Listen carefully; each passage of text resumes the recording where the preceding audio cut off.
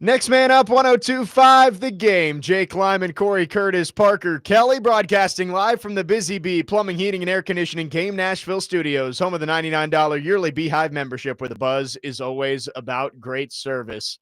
There it is. We got the new intro going there. Well done by Chase McCabe, the suit. No more 10 wins as an SEC school and you're in. Well, it should be, but right. It's not. Before we get started, I just thought of a new rule that would alleviate a lot of the frustration that many schools are feeling after this pairing set. Yeah. If we've got this cloudiness about conference championship games, do the pairings before the conference championship games. I like that. I mean, no one's going to play their players in the conference championship games, right? But if they don't count, what difference does it make? I guess that is true.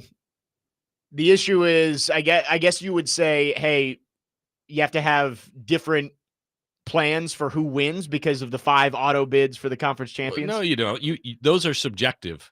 All right. They make subjective plans for who wins and who loses. This way you don't have to make plans. So you're saying that the conference championships aren't going to give you an automatic bid anymore? Well, look, you can win the conference championship. You win it in the regular season. You award that team. So you're going to say regular season conference champions get the auto bids. Sure. Okay. Sure. That way you don't have the arbitrariness of we're gonna punish this school for losing, but we're not going to punish this one. Okay, I like it. And conference championships, the reason, and we can talk about this throughout the show, but the reason Alabama didn't get punished for losing 28-7 is because if they did, conference championships would cease to exist. Well, they should cease to exist because they don't matter. I mean, some teams I'm sure want to win the conference championship, but you can win the conference championship in the regular season. Right. This is a one-game play. I mean, right. And would you rather be Ohio State or Oregon from last year? I guess is the point. Look, Oregon won the Big Ten. Ohio State won the national championship. Look, you know why we have conference championships? So that smaller conferences can try to get 2 teams in the NCAA tournament. Yeah. All right. So I'm a Missouri Valley guy. Our hope always was we'd have a team go like 28-3 and lose in the conference finals by 1. Yeah, and we get 2 teams. Yeah. All right. I mean, because like the meaning of any conference championship at any of the big conferences means nothing. Nobody goes, oh, you were 2021 conference tournament champions. Yeah. Wow, that was a great year. I mean, they're all judged on what they do in the tournament anyway. And now you're only going to be judged what you do in the playoff. So the conference championship is going to mean even less. I think it depends on the program. Like, yes, for Duke men's basketball, winning the ACC isn't a big deal. They do it every year pretty much. But Virginia Tech won it for the first time in 2022, and that was a big deal to go through the tournament and win. So it depends. But yes, I understand what you're saying. You make a good point that it is to get 2 teams in for the smaller conferences, at least on the basketball side. Yeah. I remember when Vandy women's basketball was on the bubble 2 years ago. I watched more mid-major women's basketball than I ever have in my life. I was watching Portland play Gonzaga, just hoping that there were no bid stealers so that we could get in, and we did. 615-737-1025 is the phone number. If you want to text or call, our phone line's driven by WilsonCountyHyundai.com. We will talk a lot about the 12-team college football playoff today as we have the bracket. Controversy there. Also, we'll talk about the Heisman conversation. Andrew Allegretta from Vanderbilt Football will join us at 10:30. But we'll start in the NFL, Cory. Phillip Rivers is back at 44 years old. Phillip Rivers has signed to the Colts practice squad, and he is, at least for now, possibly on track to start for the Indianapolis Colts this week. Ridiculous stuff. I'm going to tell you a story about, I don't know, probably 4 or 5 years after Eddie George retired. He called me and we were talking in the office and he's like, hey, I feel great. I'm like, what's going on? He's like, I'm working out with Urban Meyer and the guys up in Columbus for the last 2 weeks. And I'm telling you, I feel great. I could give the Titans like 15 snaps right now. I'm like, Eddie, it's awesome you feel that great. But you know why you feel that great? He's like, because I haven't played in the NFL for 5 years. I said, exactly. He's like, thanks, man. I'm like, no problem. I mean, it may look good in practice and everything, but 44 is 44. And there's not a lot of Tom Brady's out there. All right. And he wasn't great at 40. Yeah. So, I understand their desperation. I think the Colts need to embrace reality. And reality is Phillip Rivers isn't going to take you to the Super Bowl. No. So what difference does it make? They're trying to salvage this season. But the only way you salvage this season is by finding out what Riley Leonard can do. That's it. fair. Yeah. That's it. You find out if he is a possibility in the future for you or not. Because guess what? Phillip Rivers is not. And Phillip Rivers is not taking you to the Super Bowl. What difference does it make if you go to the playoffs or not? I think it's because of the investment they made in Sauce Gardner. I think that is what it was a bad deal now. Then it's a worse deal now, right? And they're trying to salvage it, even though it's a sunk cost at this point. You've already made the trade. There's no salvaging it, and and believe me, they're in dire straits because this injury is late in the season. Yep, he is on a 1-year deal. I don't know what they're going to do about next year. Other quarterbacks who come back from an Achilles were not good the next year.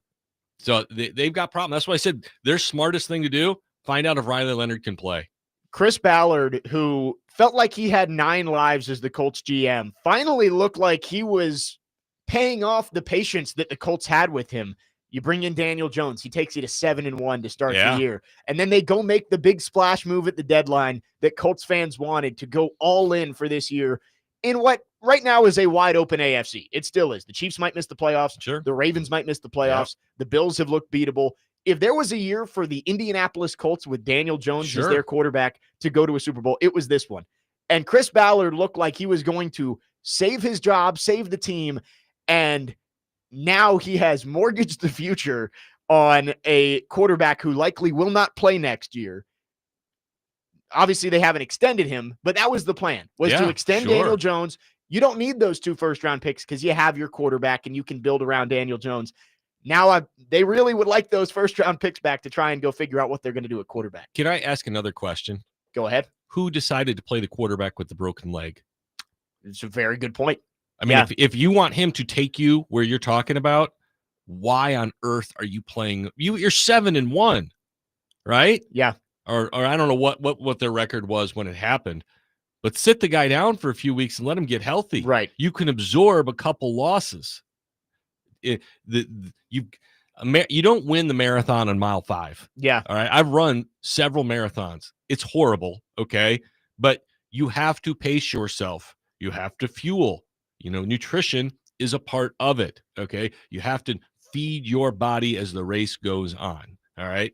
You can't overdo it on mile 14 or mile 26 won't get there. Yeah. So to play a quarterback with a broken leg and not think this is going to end poorly is crazy. And they've made their own bed. I think the Colts, it's exactly what we talked about, that they felt like we've got to go all in this year. This is the year. And they were like, you know what, Daniel Jones, if we can just put him out there, he can stand in the pocket and make throws. We can get our way into the playoffs and hopefully he can rest up. And it obviously has completely blown up in their face. Phillip Rivers has not played quarterback in the NFL since 2020. Yep. Since Phillip Rivers last started for the Colts, which was in the playoffs against Buffalo in 2020, Carson Wentz has been the Colts quarterback. Matt Ryan has been the Colts quarterback. Jacoby Brissett. They drafted Anthony Richardson. That really went They well. have since benched Anthony Richardson. He broke his eye socket with a rubber band. Yes, and he is likely not going to play anytime soon. That's why they would make this move. Riley Leonard is, they said, week to week with his knee injury that he's going through right now. So, I mean, you were left with Brett Rippon on your practice squad, or 44-year-old Phillip Rivers, and it seems like they've made their decision. Yeah, I guess so. I mean, and maybe he'll win them a game or two down the stretch. Who knows? And maybe they just want someone who can run the offense. Yeah, to get them through the rest of the season.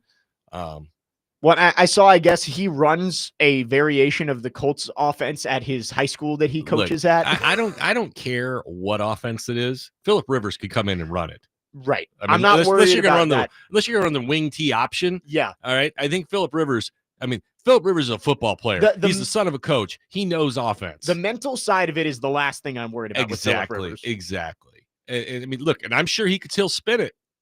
I'm sure he could still spin it. He could spin it when he played. I'm sure he could still spin it now, but he wasn't particularly good at the end. I guess, what are the expectations for the Colts? What are the expectations for him? Why would he do it? I mean, that's my thing. Like, do you think you can take this team to the Super Bowl? Because that's really your only motivation. Yeah, I was reading the article that was posted on ESPN this morning. Stephen Holder, the ESPN NFL Nation reporter for the Colts, basically said that they called up Shane Steichen and Phillip Rivers, apparently are longtime friends. He called him up, and Phillip Rivers was immediately ready to do it. Now, if he does get Put me a coach. if he does get promoted to the active roster, it does reset his Hall of Fame eligibility. Yeah. So he is a semifinalist right now. I don't think he'd be a first ballot guy, but it would reset it, and he would not be eligible again for another 5 years. Yeah. Which, to be fair, might be a good idea because he's going to get compared to his counterparts of the guys he was drafted with, the guys who he played with, the Eli Mannings and Drew Brees and Ben Roethlisberger's. Maybe you remove yourself a little further from that, and it gives you a better chance to get in. Yeah, because they're all Super Bowl champs, and they're all getting in first. Right. So maybe that's part. I don't know if that was part of the decision-making, but maybe it was why delaying his Hall of Fame eligibility wasn't a big factor for him. But Phillip Rivers likely going to be playing at some point for the Indianapolis Colts at 44 years old, 5 years removed from playing in the NFL. They could call Ryan Tannehill. And that was what everybody was saying. I think Tannehill is done. Well, that's what it sounds like. I mean, you don't hear his name brought up with anybody. No. So, yeah, he probably is done. I think the way things ended here with all of the injuries that he endured the last couple of years. Yeah, your body's only got so much football in it. I think he was ready to move on. Is Dan Fouts in the broadcast booth anymore? Go get him. Yeah, I mean that's true. If you look around the broadcast booth, maybe Troy Aikman looks really fit. Maybe that's what the Colts should do. It's just depending on what broadcast crew is coming in. Yeah. Hey, can you just send us a quarterback every week? We'll take Aikman. We'll take Brady. We'll take. How old is Aikman? He looks fantastic. He does. He's ripped. Yeah. He looks. That's what I said. Put Aikman back there. Aikman is 59 years old. He's older than me. Holy cow. It is a little strange to consider that Aikman is only 15 years older than Phillip Rivers. 15. Right? Wow. Right. Wow. Wow. Troy looks great. 615-737-1025. He's what we all aspire to be. Yes, he is. At that age, I aspire to look like that. Our phone and text line's driven by WilsonCountyHyundai.com. If you want to chime in, we're going to talk a little more about this Colts situation. Corey brought up the question, what do they do next year after this? Because that's the bigger question. Daniel Jones is no longer the long-term option. You cannot sign him to an extension off a torn Achilles. So what do they do? We'll talk about it coming up next. 8395 on the text line says, did the Colts even consider Joe Namath? Did Joe Montana say no? Was Gandalf unavailable? Good stuff. I know Chase and Big Joe, their question of the day yesterday was, if you could bring back one alive quarterback to quarterback your team, who would it be? And they got some great answers. I don't know if Gandalf was brought up. 615-737-1025 Uncle Rico. is the phone. Oh, Uncle Rico can throw it over the mountains.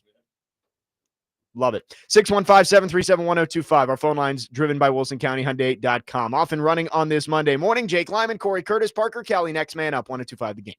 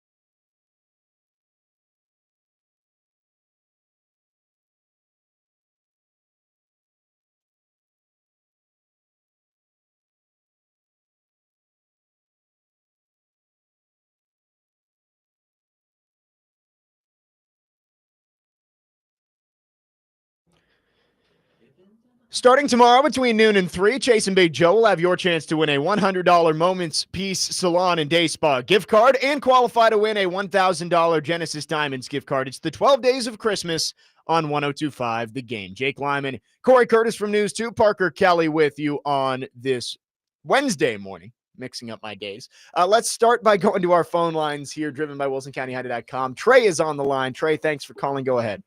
Good morning, guys. Good morning, 3. Hey, I wanted to say, when I heard that about Phillip Rivers, I was like, 44 years old. You know, they had to be desperate on that one, man. Yeah. But the thing of it is that Christmas coming early for him, that's going to be a big old fat paycheck for him. He's had a few big old fat paychecks. I think he's okay. And he's got that high school football He paycheck, He too. does have like 13 kids, though. So those bolos aren't cheap, man. And, your bank account go from like 10 million to 15 overnight. Can't beat that. Is he a grandparent yet? yes, he is. Okay. Hey, Has there been a grandparent? Brett Favre. Okay. Hey, all he got to do is come in there, win a few games. You know, they probably want to go to the playoffs. If he's throwing 250 yards a game, you know he could do that. You know, the offense, it might be ugly, but, you know, he's going to win a couple of games for him, but that's probably going to be it. What y'all think? And I love y'all. I can start calling back every day. Y'all need to give me a job over there. I love you. If you work here, who's going to call in? Right. That's true. That's true. I love y'all. Have a good day. Thank you for the call, Trey. I don't think Phillip Rivers is going to be putting up 250 yards a game. I don't know if Phillip Rivers is going to win them a lot of games. I think the strategy is going to be, hey, Phillip Rivers, hand the ball off to Jonathan Taylor. They play the Seahawks this week. Yeah, not a great welcome back to the NFL. Can you imagine if Leonard Williams hit him? He might explode. Just completely crumple. Like all 4 limbs just shoot off at once. Right. It's they're a 13.5-point dog. Rightfully so. That's if your incredible. options are Brett Rippon or Phillip Rivers, or even if Riley Leonard is healthy, Seahawks are going to win that game by 2 touchdowns. But Seahawks are really good. It does make it almost must-see TV if Phillip Rivers is out there just to see what happens. It's like watching a car wreck. It's like watching, that segment they have every week on America's Funniest Home Videos where dads get kicked in the groin. Yes. It just happens over and over and over again. And that's what you're tuning in to see. That's what you're expecting to see. Nobody's tuning in to see him throw for 3 bills. Right. And 2 touchdowns and lead this miraculous win. They all want to see if he'll be able to get up. Right. Could he possibly get through this game alive? Yes. Is kind of what the idea is going to be for this game. And that's a whole nother thing. And I know he's played football for a long time, but I mean, he hasn't played for a long time. So he hasn't taken hits. He hasn't gone through the motion. Playing football's different. All right. It's different movements. It's different contact. It's different stops and starts. I'm 55. I've been 44. It's not great. Yeah. All right. It's not near as good as 34. 34 is way better. And, how bad he will feel after a game will be staggering to me. Yeah. It might be one of those things where they have to alternate weeks with the quarterbacks. It's like, hey, Phillip, you can play the Seahawks this week, but you got to take the next week off. Who makes Ben Gay? Because I may need to divest some stock and buy that one. And we talked about it heading into the break. Phillip Rivers is a Band-Aid for this team that is just trying to see if they can limp their way into the playoffs. Not just a Band-Aid. He's one of those little butterfly Band-Aids. Yeah. That you get put over a stitch. It's not a great option, but it was probably one of the only options out there. You mentioned during the break, maybe they call up the Giants and say, hey, if you waive Russell Wilson, we'll claim him. Yeah. Or call up the Bengals and say, if you waive Joe Flacco, we'll claim him. And see if you can just get somebody who wants to save money. Right. Yeah. And who has played in the NFL this season and isn't 5 years removed from it.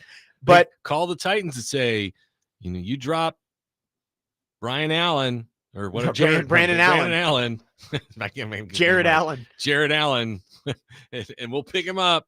Jared Allen might be one of the few retired players who would be a worse quarterback than Phillip Rivers at this point. But for the Colts, it's less about this year than it is the long term because they traded two first-round picks for Sauce Gardner. Well, and you know their future plan, they got it on the board, is Daniel Jones for like the next 8 years. Well, maybe not 8, but at least they were going to sign him to probably a 4-year extension. Yeah. They plan to have the next half decade be Daniel Jones as your quarterback. Yep. And so you don't need those next 2 first-round picks because you felt like you had your quarterback. Yep. That's out the window. Yeah, because it's not realistic that he's going to start next season. No. I mean, I don't think he will play at all next season. He might be back like mid-season. There's a chance, but you were mentioning it before we went on. Like, what did Aaron Rodgers look like the year after his Achilles? Kirk Cousins. They both looked awful. Now they're both much older, but they both looked awful. Even if he came back mid-season, I don't think you can't sign him to an extension not knowing what he's going to come back as. And he's a free agent after this. And look, this matters because he was tremendous to start the year. But the moment he got dinged up, all right, his numbers dramatically dropped off. The straight drop back numbers for him dramatically dropped off once he got dinged. Yeah. Okay. And so even when he comes back, if he's not right, how effective is he? Well, and you're not going to give him $30 million a year, which is probably what it's going to cost to get him. Oh no, he was going to get 40. Well, I know he was going to get 40. Yeah. Now maybe you get a discount, but are you willing to invest that much in a quarterback coming off an Achilles that you don't know if he's going to play next year? New plan for the Colts. It's time to go get baby Grogu from the desert. That was exactly what I was going to say. I think Kyler Murray is their best option. Kyler Murray. Because I don't think the Cardinals want him. Cardinals are going to be ready to move on from him. Yep. I think that is probably their best option because I'm looking at the free agent quarterbacks for next year. Aaron Rodgers, probably retiring. Yep. Russell Wilson. Do you want to touch that right now? And he's 37. No, he's horrible. He's horrible and he's old and probably he might retire too. Yeah. Marcus Mariota, Zach Wilson, Tyrod Taylor, Kenny Pickett, Jimmy Garoppolo. There's some fine backups in there, but nobody that you think can come and be your quarterback. Kyler Murray is the pretty obvious option. He might have a couple of suitors. Why don't you draft somebody? Oh, yeah, your first round picks you spent on a cornerback. 2 of them. 2 of them, yeah. Here's the other one that I brought up this week, and I don't know if the Titans would do it because it's risky. Oh, Will Levis. Will Levis. Yeah, but if you're the Colts, you can't. That would just be like you'd have to bring Levis as your 2. Well, you could just bring him in as let's see what we got this year. Yeah, but you have to have a guy. Right. You have to have a preordained, like, hey, this is going to be our guy. Or you have to have 2 guys and say they're going to compete. Right, like Fields and Wilson. Yeah, or like Levis and Murray and say they're going to compete for the job. Right, like the Steelers, Justin Fields, Russell Wilson arrangement last year, something like that. But I don't think the Titans would do it because Justin Fields, he'll be available. You risk sending Will Levis to the Colts and him figuring it out. Oh yeah, absolutely. Which unlikely, but something that I don't know if the Titans would want. Look, I continue to say Levis just needs time. I mean, I really think he needs time. He's going to start for somebody one day. Yeah. I don't know how it's going to go. He's going to start for somebody one day. I think there's good football in him one day. He wasn't ready to do what they wanted him to do. Yeah. And I don't, will that day come? I don't know. But I think he's got all the ability in the world. I think the Titans want to be safe with, if that day does come, they don't want it to be in their own division. I would agree with that. Unless you are absolutely convinced he cannot play. Right. 615-737-1025 is the phone number. Back to our phone lines. Dylan has called in. Dylan, thanks for calling. Good morning. Hey, good morning, guys. I just have a quick question for you. So I know that the Colts took Phillip Rivers, but do you think that they reached out to Ryan Tannehill at all? Yeah, we talked about that's what we said. He's would much guess younger they than Phillip Rivers, and he's used to that play style, having a solid running back, having a good wide receiver in Michael Pittman. I feel like that would have been the perfect fit for the Colts. Like, I feel like that would have been great. And he's been away for only 2 years. So he's healthy. I feel like he's still got a lot of good football left in him.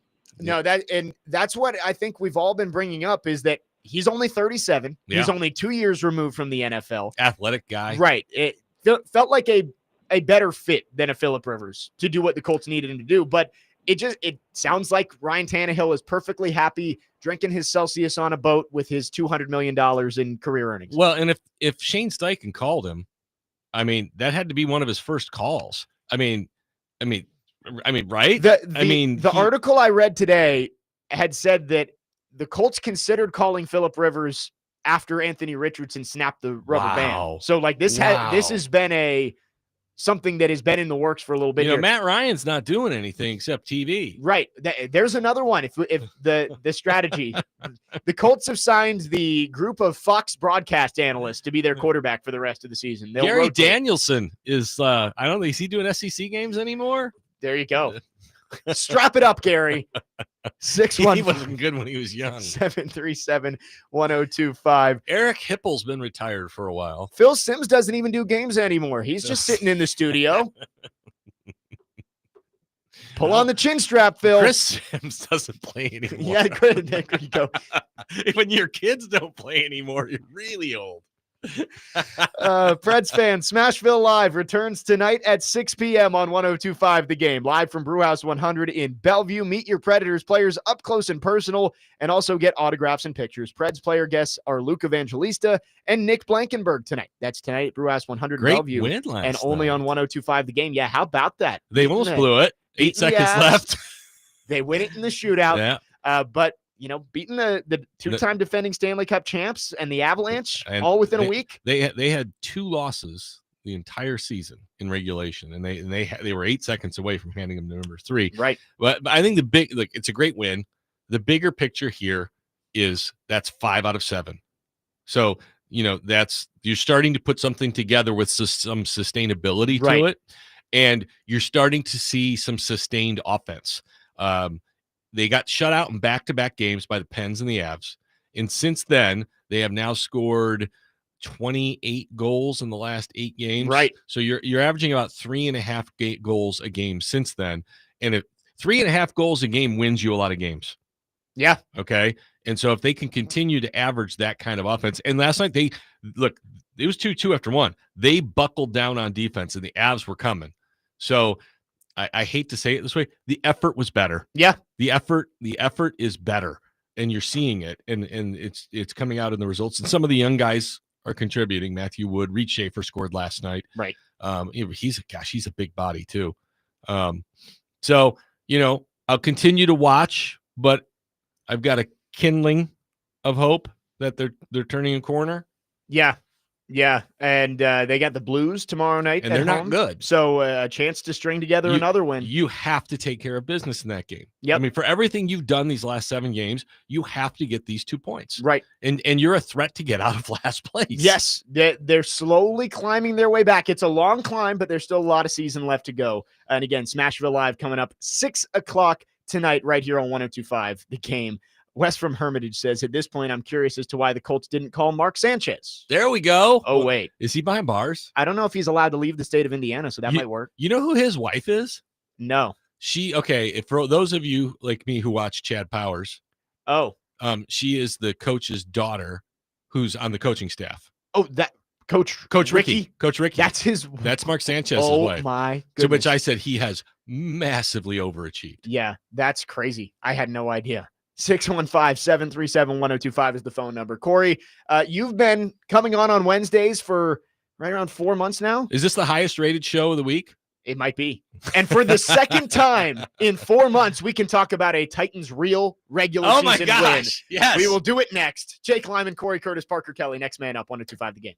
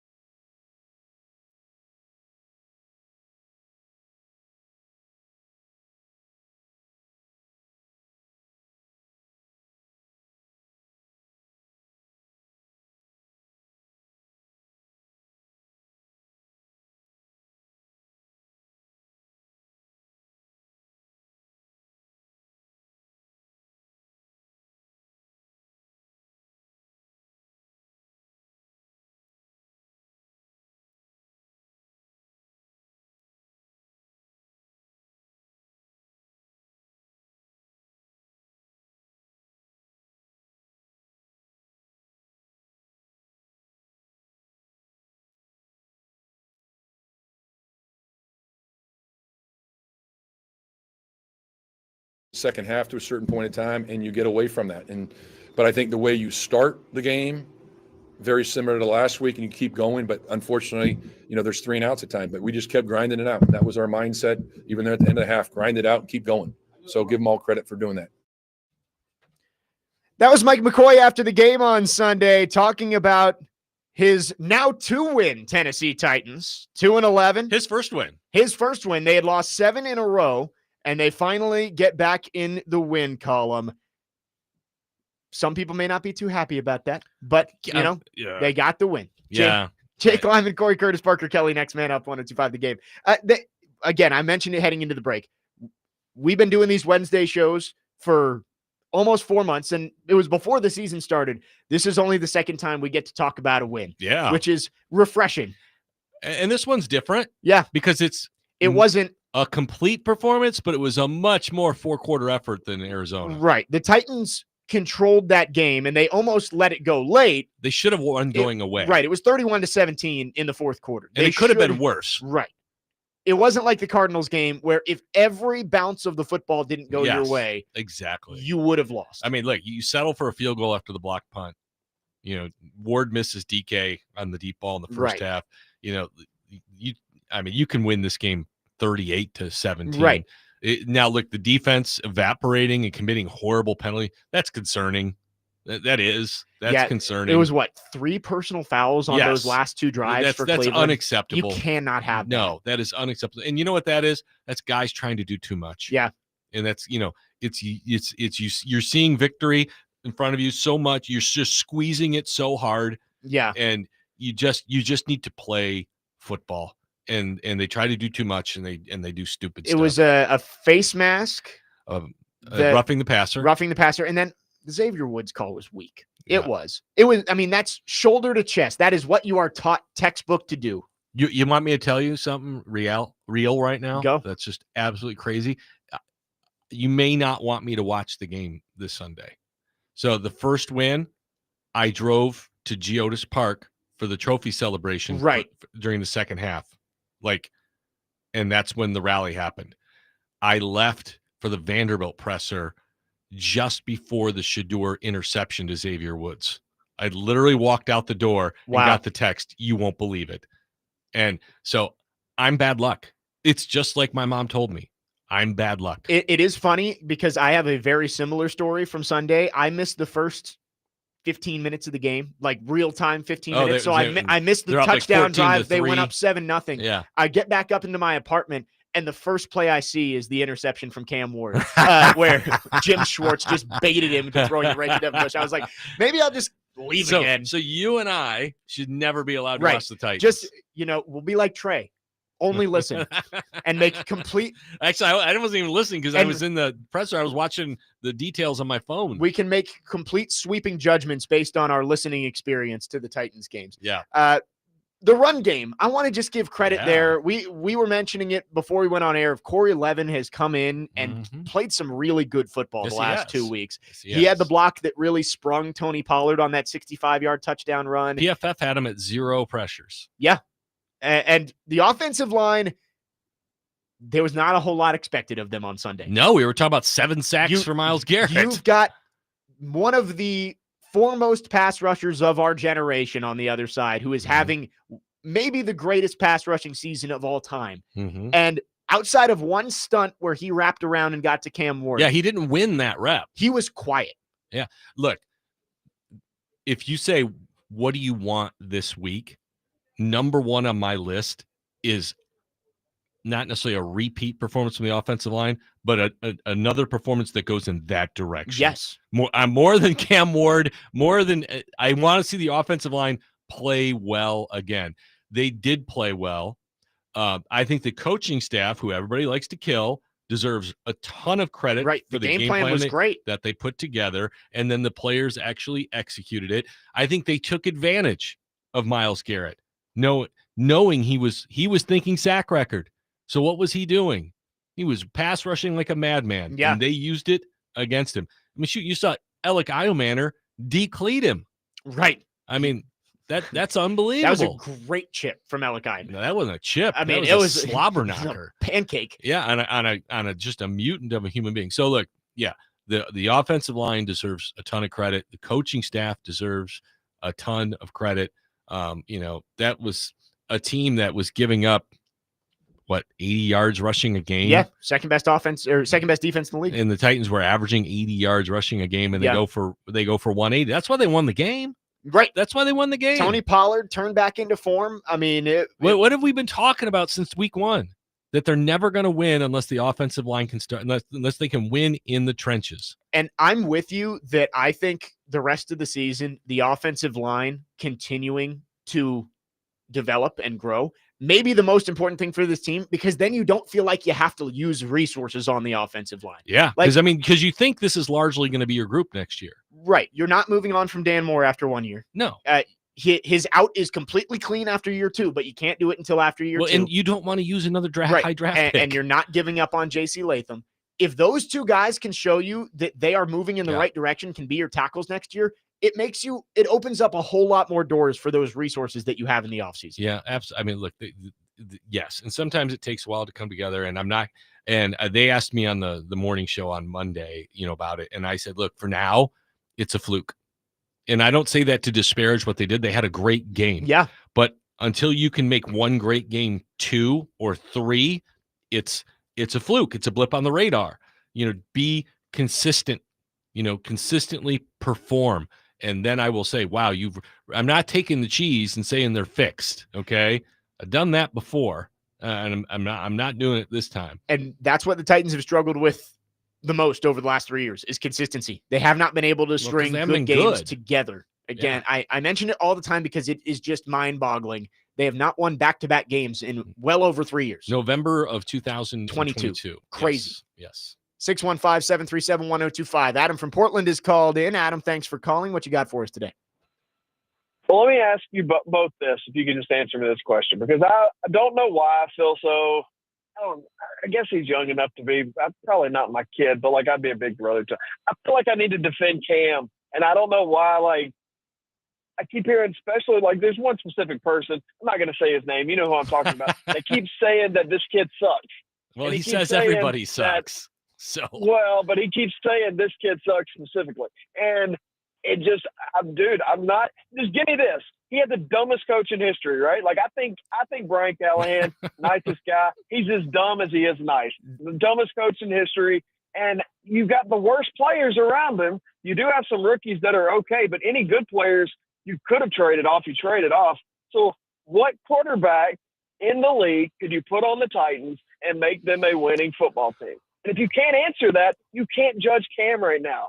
And that's where I'm at, dude. And I want to know if you guys feel the same way, or if I'm off base, tell me what quarterback could have come in and won with this football team. Well, like I've said, there are quarterbacks in this league who can win when things are good around them. Yeah. If you put Jalen Hurts on this football team, Jalen Hurts would look they'd still be 2-11 probably. Really bad. Really bad. I mean, he's looking bad now, and they're 8-5. Yes. Yeah. Yeah. The Eagles are. 5 turnovers on, which 2 of them came on one play, to be fair. I mean, look, Jackson Dart would look bad. Just about anybody would be struggling. Right. Now he has had rookie elements to him, but he's not throwing to Justin Jefferson and Jordan Addison. He's not throwing to Amon-Ra St. Brown and Jameson Williams and Sam Laporta and Jahmyr Gibbs. He doesn't have that situation. That doesn't mean you can't critique him. Yeah. But I think surroundings do come into play, and the fact that he's a rookie, come into play. Right. This notion that he didn't do anything in college all of a sudden is crazy. Yeah. I mean, I don't know where that comes from. His college tape's pretty darn good. I was telling you that I had people saying Fernando Mendoza is a much better prospect than Cam Ward. I'm like, just go watch them play. Fernando Mendoza, I think, is a fine NFL prospect. Yeah. But so is Cam Ward. Well, what round would Mendoza be going in if he'd stayed at Cal? Definitely. I mean, it's the same thing as Cam Ward. Cam Ward would have been a 3rd-round pick at Washington State. He went to Miami. Yeah. He put up a really good year. He went 1st overall. Fernando Mendoza likely doing the same thing at Indiana. So we'll see. I mean, and only time will tell. And what a guy does in the NFL is not reflective of what he does in college. Right. I mean, Tim Tebow's a great example. There have been plenty of good college quarterbacks who have failed. Great college quarterbacks. I mean, Right. how many college quarterbacks went in the top 10 and stunk? Right. I mean, it is less than a coin flip when you pick a quarterback in the top 10. Look, it is the hardest thing to do. You know, maybe hitting 100-mile-an-hour fastball is harder. Yeah. But playing, it's the toughest position to play in professional sports. For sure. It is. And so, you can expect perfection out of the gate. But again, CJ Stroud, Jaden Daniels, They've raised the bar a little too high. They raised the bar and then they failed to meet it Yeah. year 2. Look at those two. I mean, I think, and we'll get to this on the other side because I planned on getting to Cam Ward anyway, but I think there are definitely quarterbacks you could put on this team and they would have won more than Cam Ward. Of course, there are quarterbacks who could come Joe in here. Burrow, but I don't know Lamar Jackson. Like, look at Patrick Mahomes with the Chiefs. Yeah. They're 6-7. Did you see what his numbers were? Right. 14 of 33, 160, 0 touchdowns, 3 picks. If those were Cam's numbers, you'd be murdering him right now. They'd be running him out of town. Yes. And that's what everybody nitpicks every bad throw Cam Ward makes. And yes, he has to be more consistent and more accurate. Yeah. But if you watch a full game of any other quarterback in the NFL, you will find bad throws. I promise you. 615-737-1025. We'll take a quick break. We'll talk more Cam Ward on the other side and wrap up hour number 1. Jake Lyman, Cory Curtis, Parker Kelly, next man up. 1025 The Game.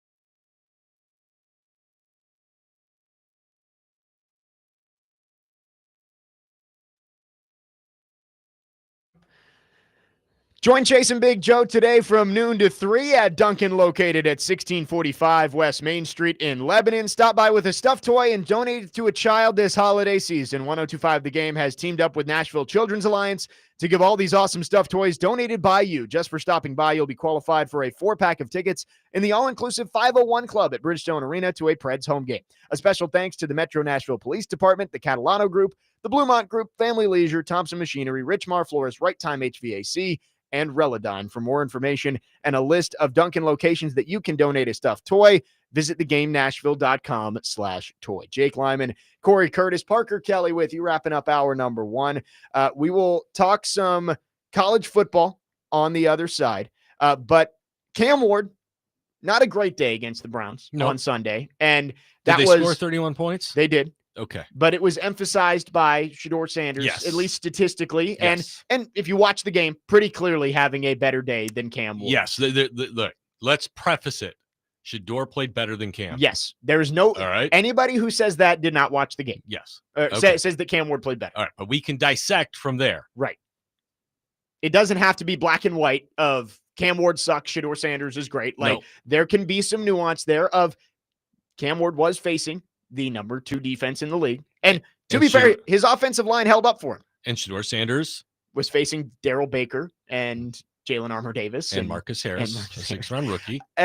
There is nuance and context that has to be put into that argument. But Shedeur Sanders looked way better than I thought he would. Yes, he did. The ball placement was good. Yep. He made plays down the stretch to give them a chance to win. Absolutely. I think Shedeur Sanders impressed me on Sunday. And Cam Ward did not. He missed too many throws.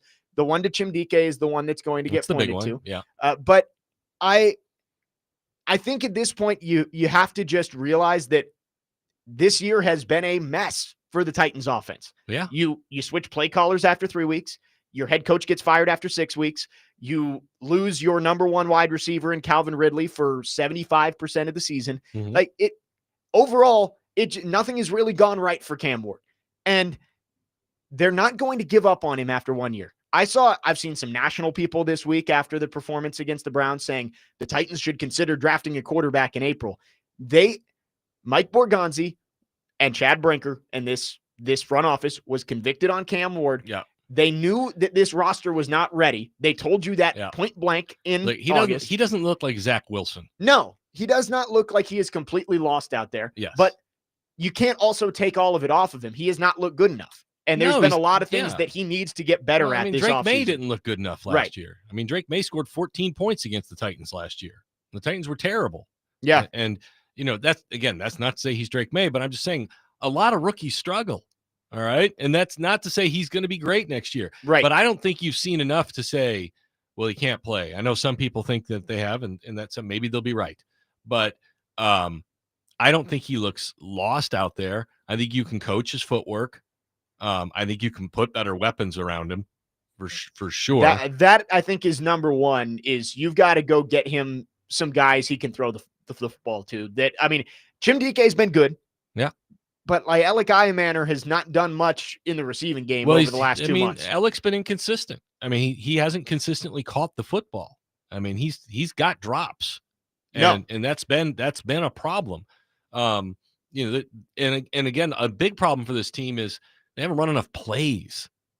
And now the 2 of the last 3 games, they've run over 60 plays. Yeah. And for me, that 60 play mark is a barrier that they need to get to. All right. You need to run 60 offensive plays.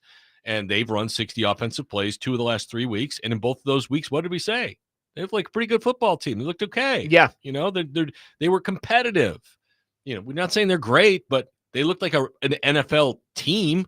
Right. Whereas other games they have not. The Jaguars game, they did not look like an NFL team. And so, if he hits Chimdike, narrative of this game's a lot different. Right. But he didn't. And that's why it was, because he was wide open. I think also if Van Jefferson catches that great ball that he threw up the seam, maybe the narrative is a little bit different around him. Sure. And again, okay, here's the other thing I haven't said. These 2 quarterbacks were playing 2 different games. Yes. Sanders was playing from behind. Yep. And he threw the ball over 40 times. Okay. And the Titans went soft in the 4th quarter, and he put up about 150 yards in that quarter against a soft defense. Now, he did it. I'm not taking away from him, but I'm saying when you look at the inflation of the stats, there's something to that, where the Titans played a game where they said, we're not going to let Myles Garrett win this game by himself. Yes. We're not going to let him wreck the pocket, strip the ball, get 7 sacks, embarrass us. Okay. We're going to run the football. We're going to throw quick passes. Right. We're not going to plant and try to throw deep balls. And so they were asked to play 2 different games against 2 different defenses. That's part of it. It's not all of it. Right. But it's part of it. So, yes, he threw for 120 yards. Yes, that's not enough. They scored 31 points. He threw 2 touchdowns for the first time this season, and they were both really good balls. They were great throws. One of them moves the pocket. The other one, it's a dart from the opposite hash to the pylon there to Jim I think DK. Chase Daniels was tweeting about what a good throw to the DK throw was, and quarterbacks know this stuff better than I do. But talking about how difficult that throw was. You don't realize how much ground that ball has to cover, and it's got to be getting out quick, and it's got to get there quick. It was on a line. Yes. And it was an absolute strike. And when you see that, then you go, okay. Right. This is the hope. Now you see the ball to DK and you're like, oh, we got some work to do. Yes. All of this is going to get called excuses, but it's just adding context to the performances from both those quarterbacks. Cam Ward was not accurate enough on Sunday, and he really hasn't been accurate enough all year, but he's a rookie quarterback. Yeah. You got to give him time. Shedeur, the interception to Woods, that looked like a rookie quarterback. That was one of the worst decisions that he could have made in that situation. Yeah, just lobbing it up to the middle of the field in double coverage. Yeah, that was really bad. But he did a lot that was really good. For sure. But we expect all these guys to be Joe Montana right out the chute. And that's just not real. 615-737-1025 is the phone number. More Titans talk coming later in the show, but there is a 12-team college football playoff bracket going to get Cory's thoughts on the decisions by the committee. We will also talk Diego Pavia's Heisman campaign as the Heisman ceremony coming up Saturday. Andrew Allegretta from Vanderbilt Football will join us at 10:30. Jake Lyman, Cory Curtis, Parker Kelly, next man up, 102.5 The Game.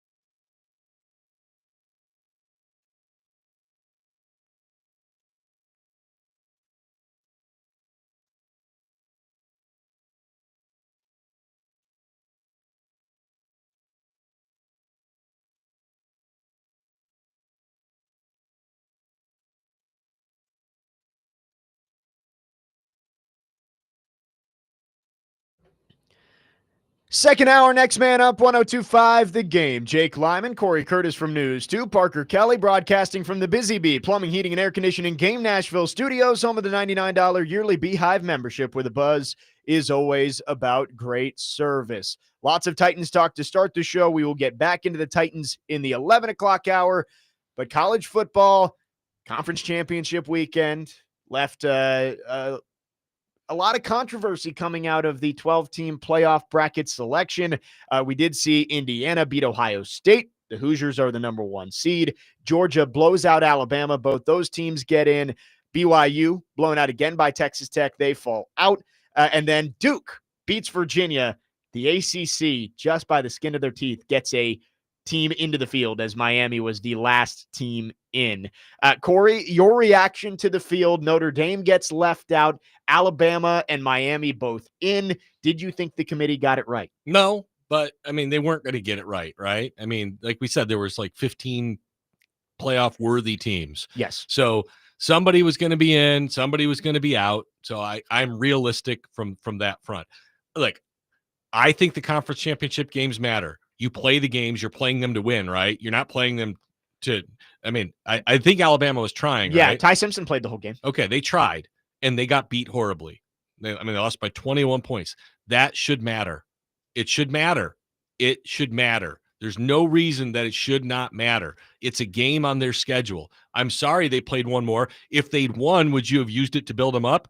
Absolutely. They probably get a bye if they win that game. That's right. So if you're gonna build them up if they win it, you have to take the context that they lost it. All right. And I think you also have to take the context that they didn't play well the week before. Again, my big problem with the committee is not embracing the fact that some teams get better as the year goes on and some teams get worse. Yeah. All right. And Alabama not playing well to finish the year. All right. I don't hate Alabama. I don't give a rip. All right. I've got no dog in that fight. I want the best teams in there. I don't think they're one of the best teams right now. I know they've got good wins. I know how they played the last couple of weeks. I know the direction that they're headed in. All right. There are other teams headed in a better direction. Take your pick. Take your pick. Texas could be headed in a better direction than they are. And they're also a 3-loss team. And I wouldn't put Texas in there, but I'm saying you could make that case. And Miami, if you're going to say Vanderbilt didn't beat a playoff team, well, now neither did Miami because you took Notre Dame out of there. So what does Miami have? A loss to SMU and a loss to Louisville. Great. Really impressive. Okay. Whatever. Heading into Selection Sunday, the committee had 3 choices with those last 2 spots. Mm-hmm. You could do what they did, which is Bama stays where they are. You flip Miami and Notre Dame because of the head-to-head. Which is what we said was going to happen. Yes, because that's the only option that didn't set some sort of precedent. Because your other options were you kick Bama out and put both Notre Dame and Miami in, which would set the precedent that conference championship games should not be played because you're going to get punished if you lose them and may miss the playoffs. They don't want to do that because there's too much money in these conference championships. And if Alabama gets booted out after losing in the conference championship game, nobody's going to want to play in one ever again. The other option was just keep Notre Dame above Miami like they had for the past 6 weeks, which sets the precedent that head-to-head games probably don't matter. Well, head-to-head games week 1, 3 months ago, maybe shouldn't matter that much. The committee basically can pick and choose which head-to-head games matter to them, and they didn't want to set that precedent. They didn't want to set either precedent, so they went with the safe option, which was you flip Miami, Notre Dame, you don't move Alabama, and boom, there's your bracket. Yeah, well, then they should have just made that their bracket from the start if they knew that's what they were going to do. And I have advocated for it for weeks. Stop the weekly ranking shows. Me and is it the Notre Dame athletic director? Yeah, he's been talking a lot this week. Get rid of the weekly ranking shows because all it does is set this up where you have to flip-flop your entire thinking that you've had for 6 weeks because you do what matters is who gets in at the end, right? Nobody cares that Notre Dame was ranked 8th 2 weeks ago.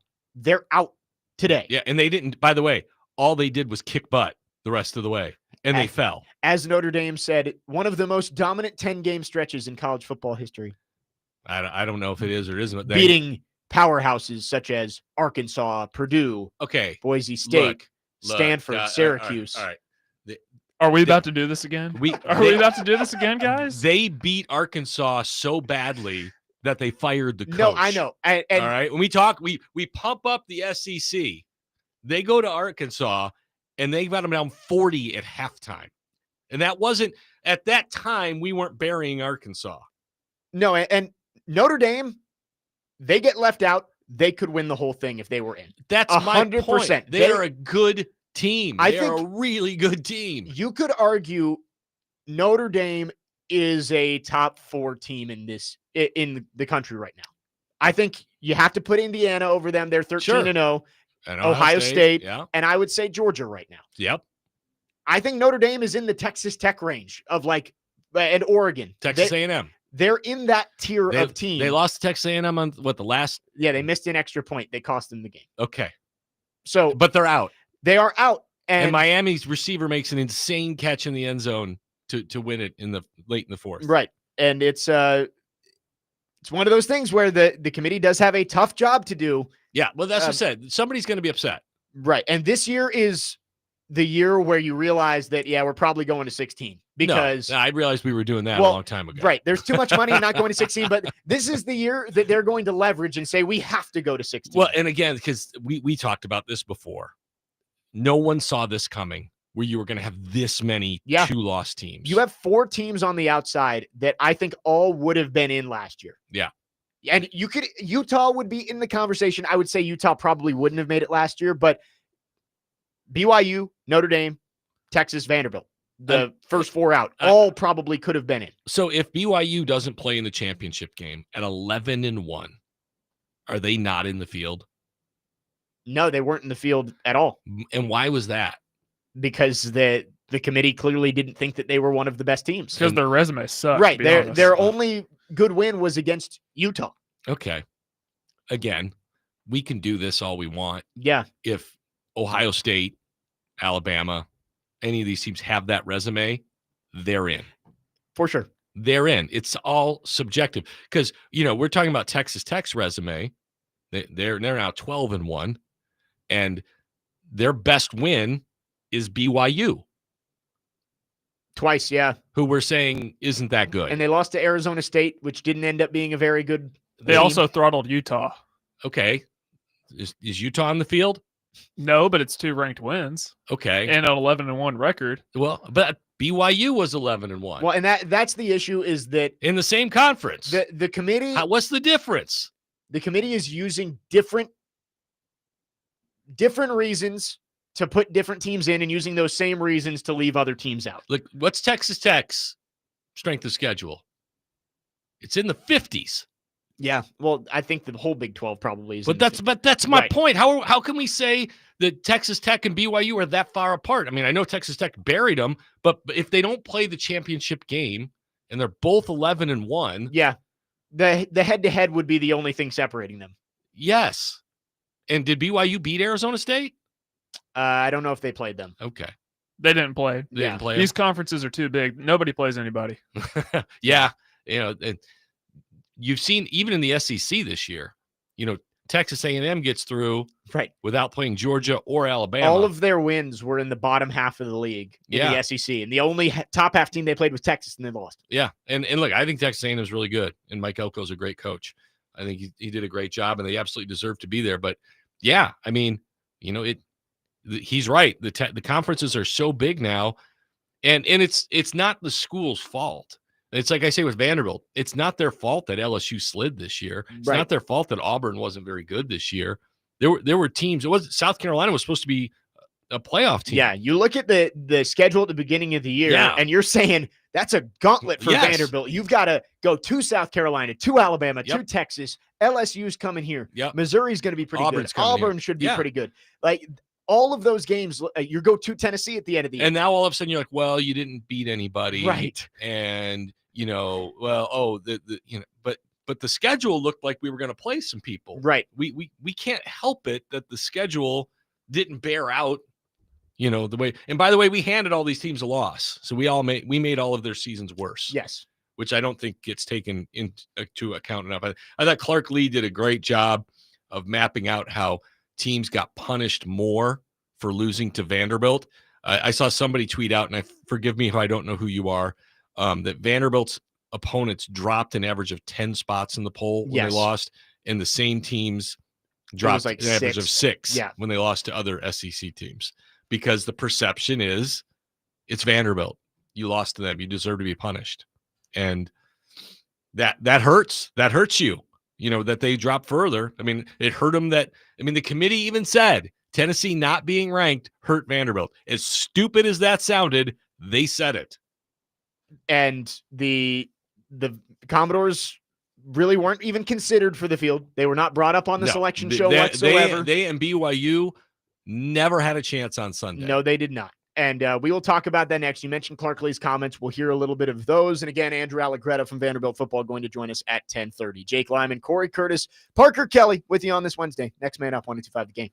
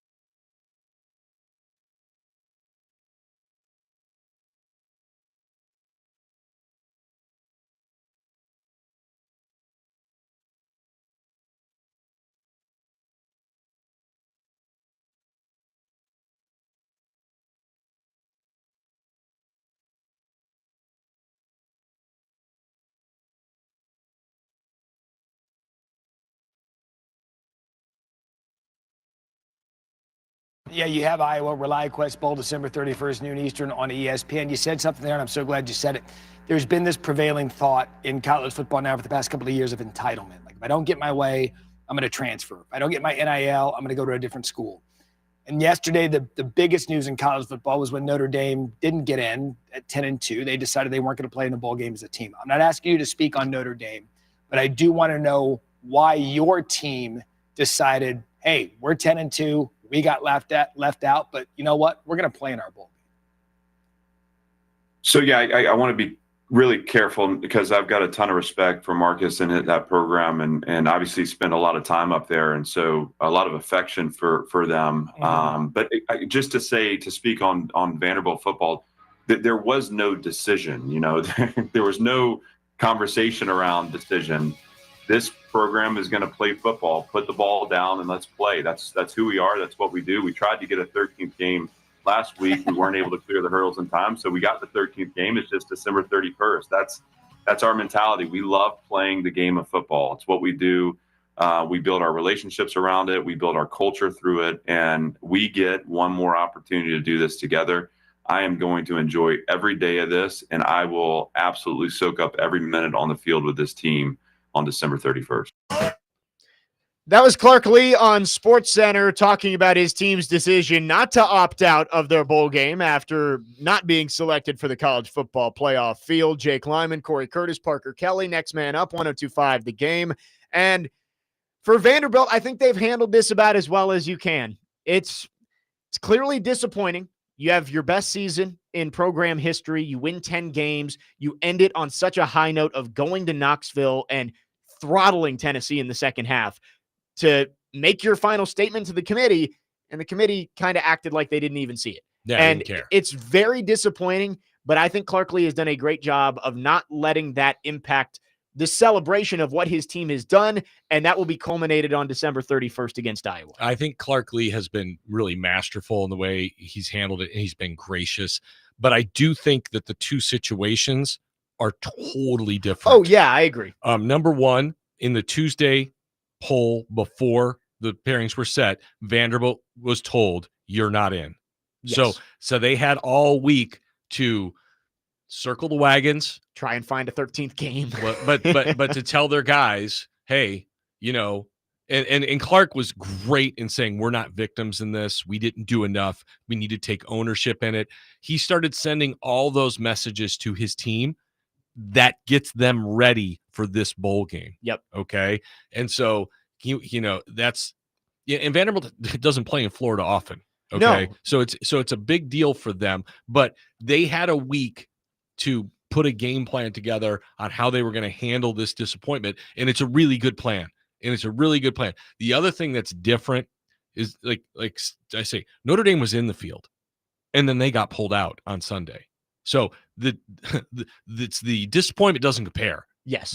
That's apples and oranges. And you only had a few hours to make this decision if you're Notre Dame too. Yes. Which, because those bowl games were finalized on Sunday, you found out at 12:30 on Sunday afternoon. You had to make that decision immediately. And again, Notre Dame's in the business of playing for championships, and I know Vanderbilt wants to be in that business too.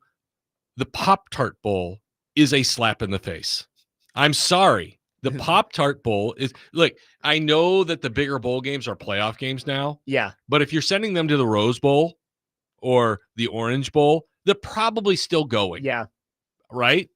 But when you say, hey, you're going to go to the Pop-Tart Bowl, it's one of the greatest spectacles of our lifetime. You're like, are you serious, man? I will not tolerate the Pop-Tart Bowl slander. All right, Corey. I've agreed with almost everything you said, but this I will not. The stand living for. mascot is one of the greatest. Are you things kidding of all me? time. The Pop-Tart Bowl is right underneath the Rose Bowl. The edible mascot. It's great. That's the dumbest thing to ever come out of your mouth.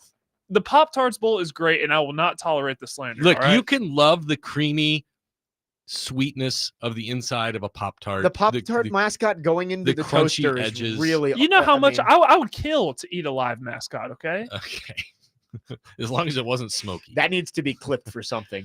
But so I think that there's the slap in the face of that. Now, look, Notre Dame BYU would have been a great game, right? But here's the other thing that nobody is considering. Vanderbilt's going to go. Most everybody's going to play. He's already said Pavia and Stowers he expects to play. Yep. Who plays for Notre Dame in the Pop-Tart Bowl?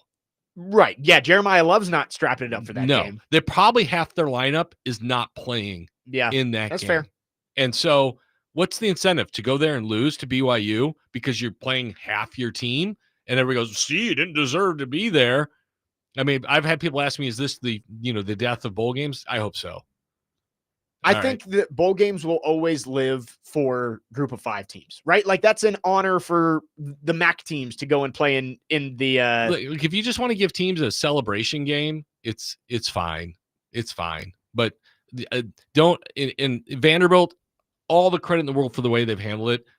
And I know I'm on the outside looking in with the Notre Dame people that I'm not going to say that they shouldn't play, but I get why they're not. Yeah. And I'm not going to give them the grief that everybody else is, because what difference does it make? Yeah. I've heard people say you honor your commitments, and I get that. I think they thought they had a commitment that wasn't honored to them. And they felt like the rug was pulled out from underneath them. And they didn't do anything to lose their spot. No, they didn't play last weekend. So, and neither did Miami. I think the committee got it right, but again, the way they went about it was not the right way. That's why the weekly ranking shows should stop. Yeah. Look, if you'd had Miami ahead of them the whole time because of head-to-head, right, then you could have sold this nonsense. Yeah. But to do it on the last day, it's absurd. Michael and Madison on the text line says, I can't believe the slander I'm hearing about the Pop-Tarts Bowl. That's fine. As somebody who owns a Pop-Tart Bowl quarter zip, it's right up there with the national championship itself. Amen. I'm sure Amen. it is. How about the Duke's Mayo Bowl? Yeah. What's the best celebration in bowl games? Is it eating the edible mascot or the coach getting doused in Pop-Tarts. mayonnaise? What about the Cheez-It?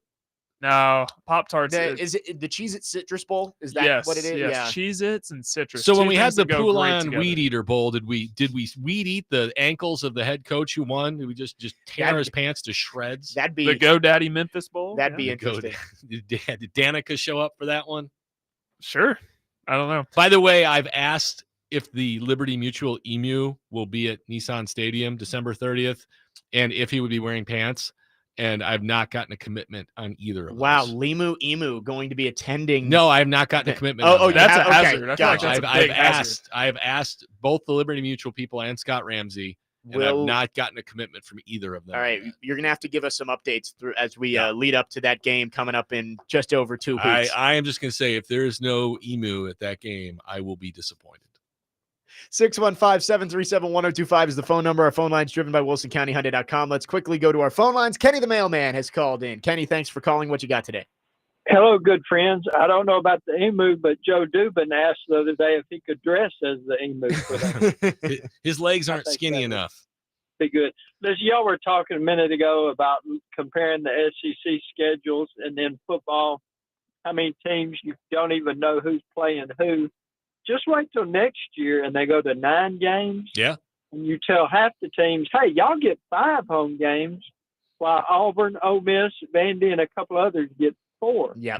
And if you look at it, some of the SEC teams have 8 home games out of 12. Some of them have 6.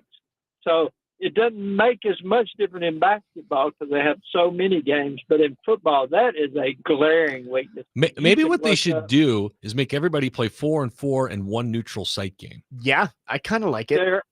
There are always ways to figure it out, but they don't put the thought behind it. Now, Jay, I need a favor from you, buddy. Yeah, what you need? You let me down last week. Have you got a pencil and a piece of paper right in front of you? I can write it down, yeah. When Andrew Allegretta gets on, ask him how in the world he came up with a minute to go in the Vandy. No, he did ask. I did ask. I did ask, you? Kenny. Yeah, he said that that has been used before and he repurposed it. Well, I had never heard that before, and I must have been going through a dead spot. So I am so glad you asked. And I'm sorry that I thought for a week you let me down. Back in good graces, my good friend.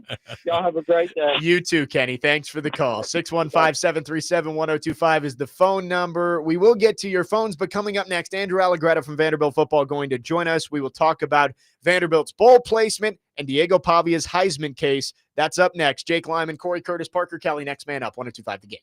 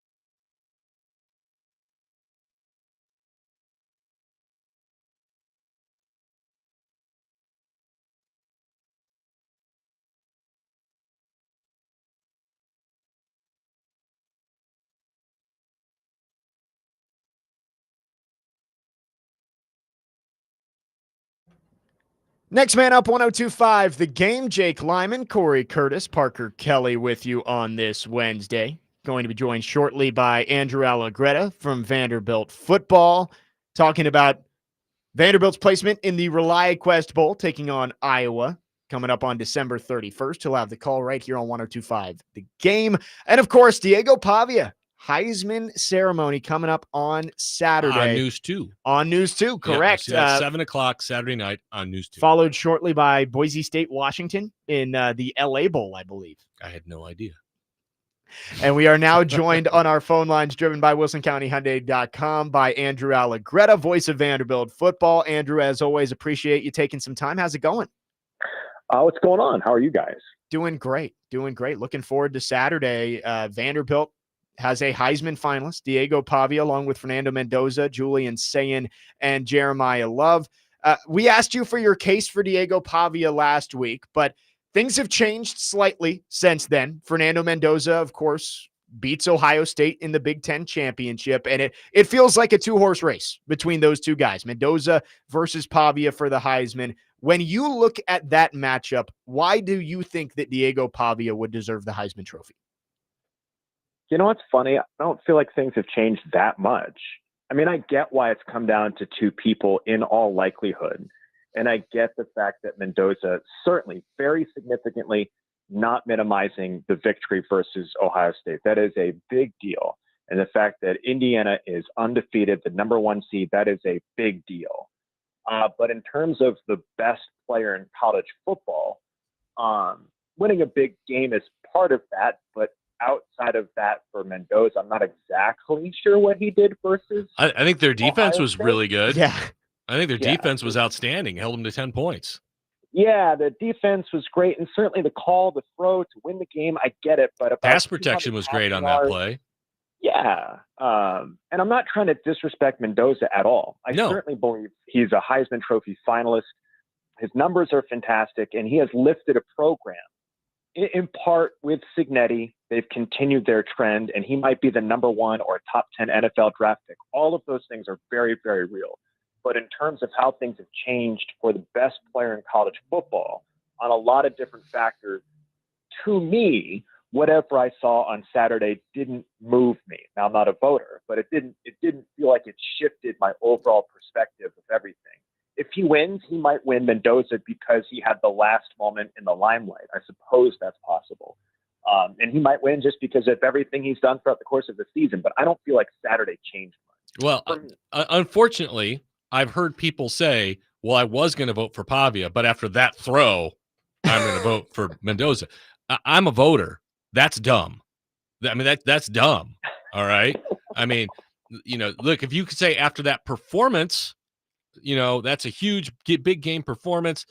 I think that takes him over the top. Then I'll go with you. But I don't think that performance, if he was behind Pavia, that performance doesn't move him ahead of Pavia. And Andrew, let me ask you this, because this is the way I see it. If you watch Diego and you know the player that he is, and you're like, okay, he's on my Heisman ballot, he's probably 1. And if he's not 1, he's certainly 2. Okay.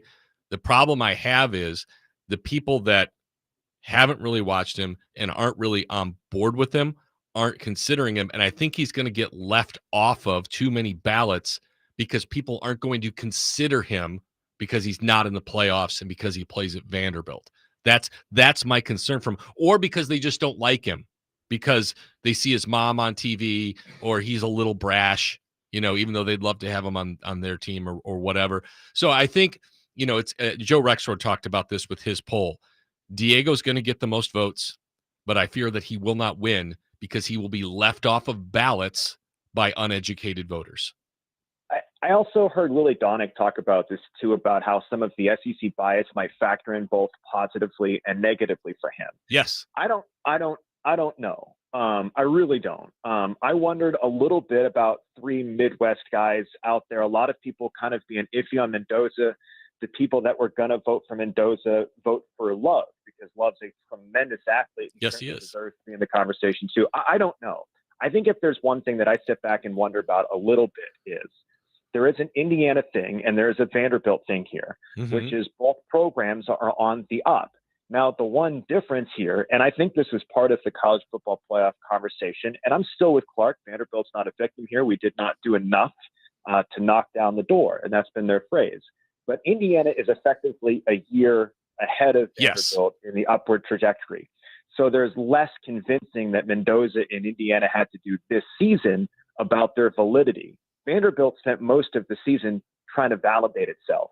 So if Pavia doesn't win, I wonder a little bit if it's just because it's easier to vote for Mendoza because you've got a season of validation behind Indiana versus Vanderbilt. None of this, to me, we're discussing the wrong topics, right? If we're discussing the best player in college football, from someone that makes incredible, unique plays, from someone that we're trying to reason why the best player won't win.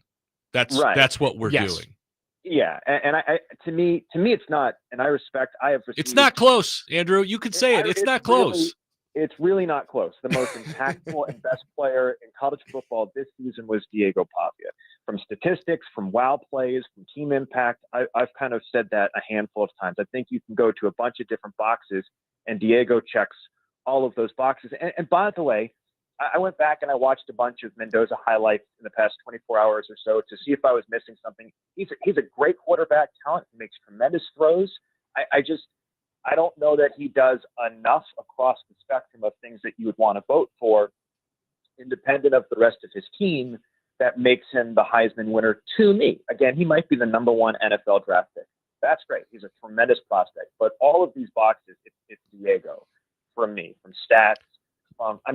My favorite play of the whole season is when he put Jack Pyburn in a Palencia on 4th and 1 versus LSU. Mendoza's not making that play. Sain's not making that play.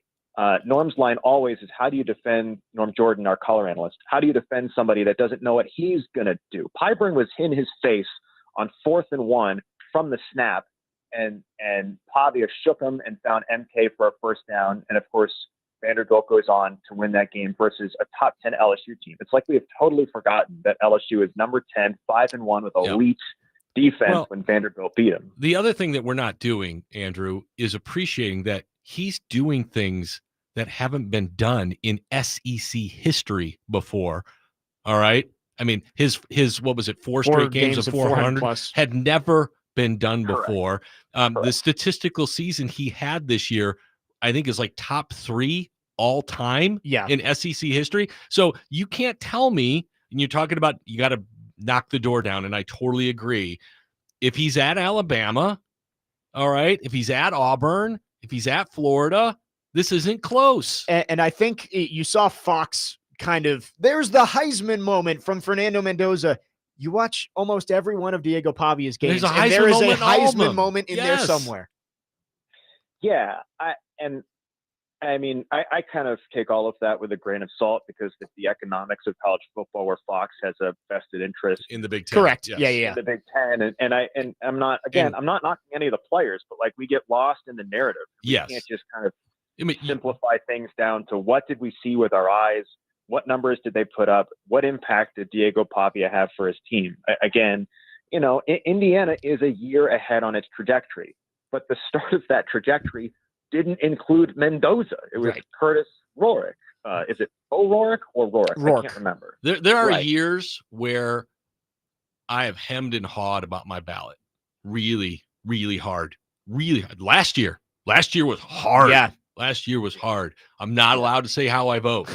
Okay. Till it comes out. I'm not allowed. What you're implying is this season wasn't that hard. What I'm saying is this is one of the easiest ballots I ever filled out. Yeah, it was interesting. I had a conversation with a friend who's an Indiana person about just kind of the way the Indiana folks have reacted to Mendoza versus Pavia.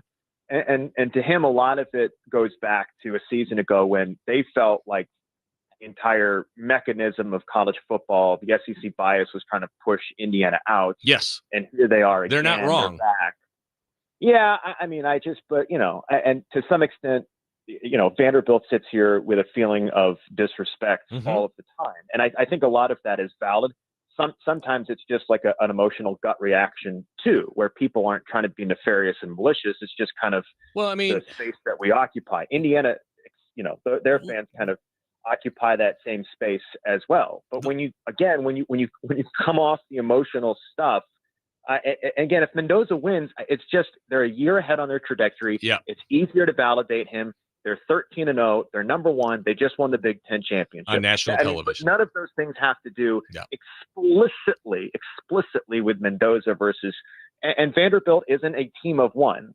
But if we sit there, total percentage of offense, I think, is like 70 to 75% for Pavia and Vanderbilt, and like 50 to 55% for Mendoza and Indiana. Let me ask you this, okay? Because somebody asked me yesterday about the SEC, all SEC team being validating for Vanderbilt. Yeah. And I said, no, it is not. It wasn't. It was weird. not, because all they got on the first people three at Mississippi teams, State. they only got 2 players on the first 3 teams. So if anything, you're telling me Pavia is even better. Right. None of than his that. offensive linemen, Yes. none of his wide receivers, none of his running backs. Yes. No, I thought, and look, those are popularity contests. There's a lot of people voting on positions that they have no idea about. I couldn't tell you who the second best guard in the SEC is. I have no idea. All right. But they got totally disrespected. They won 10 games in this league, and they got 2 players on not the first team, first 3 teams. So if that's where they are, then Pavia is the Lord Almighty on the football field. This is the easiest interview that I've ever had to do. It's just straight preaching to the choir. This is great. Right. This is wonderful. I'm not a Vanderbilt guy at all. This is just what I've seen. This is watching the games. I watch the games, exactly. And I sit on the Commodore Hour, and I still feel this way. Half jokingly, we tell our young kids that you can have 2 thoughts and 2 feelings at one time. I come out of this whole situation feeling the same way, that there is no team in this process this season that has been more squeezed than Vanderbilt. And there's a lot of different reasons for that. And that's okay. We understand the way that this works. The other part of this is still Vanderbilt's not a victim, and they need to do more. And I think Clark and Jared Curtis and all of these people that are moving this thing forward will continue to do more. It's been a remarkable season. Like, I'm also not going to let whatever happens on Saturday, what happened on Sunday, the all SEC, no one from a Vanderbilt perspective in black and gold land to me is going to take the shine off of 2025 and a 10-2 season. 100%. And we hope for Diego Pavia to come back with some hardware from New York this weekend. I did want to talk about the ReliQuest Bowl a little bit, but we might have to wait for next week for that. We still got a couple of weeks until Vandy heads down there to Tampa. Andrew, as always, appreciate you taking some time. Let's hope Diego Pavia is the first Vanderbilt Heisman winner in program history coming up in a couple of days. I'd love to have some sort of trophy we can display after this 2025 season. And certainly the Heisman would be one of the best things that you can put on display over on West End. 100%. Thanks for coming on, Andrew. We'll talk to you next week. As always, Jake. Andrew Allegretta, voice of Vanderbilt football. Again, the Commodores taking on Iowa in the ReliQuest Bowl on December 31st. And Diego Pavia up in New York for the Heisman Trophy ceremony this weekend. We'll react to what Andrew had to say. We'll also get to your phones coming up next. Jake Lyman, Cory Curtis, Parker Kelly, next man up, 102.5 The Game.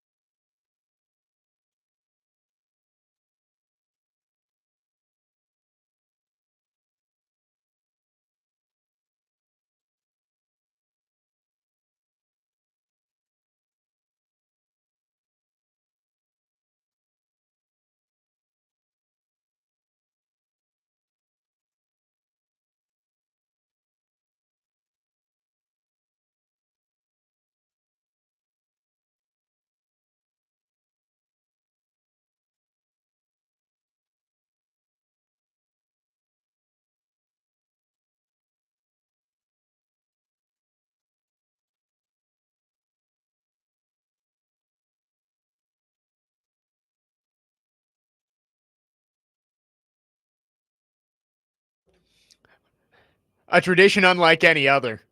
The Pop-Tarts Bowl mascot going into the toaster and coming out on the other side, So edible. What's your favorite Pop-Tart flavor? Cherry, strawberry, blueberry, or human flesh? I don't know. I did not word that very well. Yeah. I will say, but I did clip it. You did say I would love to eat a live mascot, yeah. which what I meant was I'd love to eat a live Pop-Tarts Yeah, Bowl mascot, not a live mascot. You So may not please be- be allowed- emu is just running. I promise. Emu. may not be allowed on the Texas sideline. Bevo, look out. He's trying to make you a burger. Look, you mess with Bevo, you're going to lose that battle. Every time. That's a If you mess with the bull. emu, Yeah. you may lose the battle. They're bad. Yeah, exactly. Right. They're bad. That's a dinosaur. Great stuff from Andrew Allegretta in the last segment. Again, it was kind of preaching to the choir. It was just a Diego Pavia should win the Heisman Fest. But, I mean, it is what it is at this point. Yeah. Well, I know I've had a lot to say, and so I apologize. No, don't worry. But one of the points I did not make, it needs to be made, is Vanderbilt is digging out of a hole, and that's what you're talking about, having to knock down the door, in the perception, because they were takers for a long time. Yeah. They were takers. They did not invest in their programs. They took the SEC check, they took the losses, and they were fine with it. All right. And so for a long time, they did nothing to contribute to this conference other than give teams a free road trip and a W. All right. And so you are being punished for being it. Now, that has nothing to do with this team. No. All right. But it's your past, and your past is a part of you. And so, Indiana, like you said, they're a year removed from that. Yes. And next year, Vanderbilt will be perceived differently at the start of the season. But they were takers for a very long time. Very long time. And so they unfortunately are being punished. And look, that's got nothing to do with David Williams and Candace Story-Lee. They were fighting the good fight. And now they're starting to win that fight. Yeah. And I always say, Jake, winning doesn't happen by accident. No. Stanford won when they decided to win. Notre Dame wants to win. Michigan wants to win. These are high academic institutions. Yeah, you've seen Duke. I mean, what Duke wants to win in, they win in. And Duke used to be horrible at football. Yes. And now they're ACC champs. Yes. I mean, they weren't great, but they won 9 games, right? Or 8 games? 8-5, yeah. 8-5. Well, and they had Mike Elko there, and they were pretty good under Mike Elko before he left for Texas A&M, Look, too. I mean, Northwestern. When I was growing up in Chicago, Northwestern lost 43 games in a row. They were horrible. Horrible. They were among the very worst Division I teams in the country. And then they decided they wanted to be good at football. They went to the Rose Bowl. Their applications quadrupled because they said, oh, wow, this is good for business. Yeah. The sports is good for business. And so it doesn't happen by accident. And Vanderbilt fixes the stadium. All right. They fix their NIL situation. And, they're winning. Funny how that works. Yes. And Diego Pavia, I think he should win. I don't think it should be all that close. Nope. But it is going to be close. And Mendoza really close. Mendoza might win. I think it's going to be one of the closer final vote tallies that we've seen in a while. The closest all time, I think, was Bo Jackson and Chuck Long. Okay. There haven't been a whole lot of last year was kind of controversial with Genty and Hunter, but it felt like you knew Hunter was going to win. I voted for Genty. And I think I would have voted for Genty too. But because I say if Hunter didn't play for Dion, would everybody have voted for him? Yeah. I don't think so. I think Genty deserved to win last year, but that one was a debate. But for the most part, you kind of know who's going to win it heading into the ceremony most years. Yes. This one, I don't think that's true. No, there's real suspense in this one. There was suspense last year, but could Genty get enough? Yes. And this year, it's who's it going to be? We think we know who the best player is, but we don't know who's going to win. Right. And I think no matter what happens, like you said, Vanderbilt can break the door down, and Diego Pavia getting to the Heisman ceremony means that if Jared Curtis has a year like this in 2 or 3 years, he has a better chance to win it. Yeah. Absolutely. But that's not something that Vandy fans, Diego Pavia, the Vandy program wants to hear. It doesn't do Diego any good. He deserves to win it, and we'll see. Although the amount of Diego commercials I see on Channel 2, he's doing okay. I mean, I don't think he's struggling all that much. But No. yes, he'd love to have a Heisman Trophy to come back with. Yes, he would. Let's go back to our phone lines, driven by WilsonCountyHyundai.com. Clay has been waiting very patiently. Clay, thank you for holding. What you got for us today? Hey, boys, how we doing? We're Doing good. great. I don't want Parker to feel left out, so I'm going to say hello to him, too. I appreciate it, Clay. Thank you. He gets his feelings hurt pretty easy sometimes. Well, I mean, he got upset when I put down the Pop-Tarts bowl. So, Cory, I just had to call. This has become a Wednesday thing, and I'm going to continue the Diego for Heisman talk. But, guys, when you strictly look at the numbers, here's a guy that's got over 4,000 yards combined, rushing and passing, and 36 touchdowns. I mean, if you just go strictly by numbers, if you go strictly by who means most to their team, I mean, it's Diego Pavia.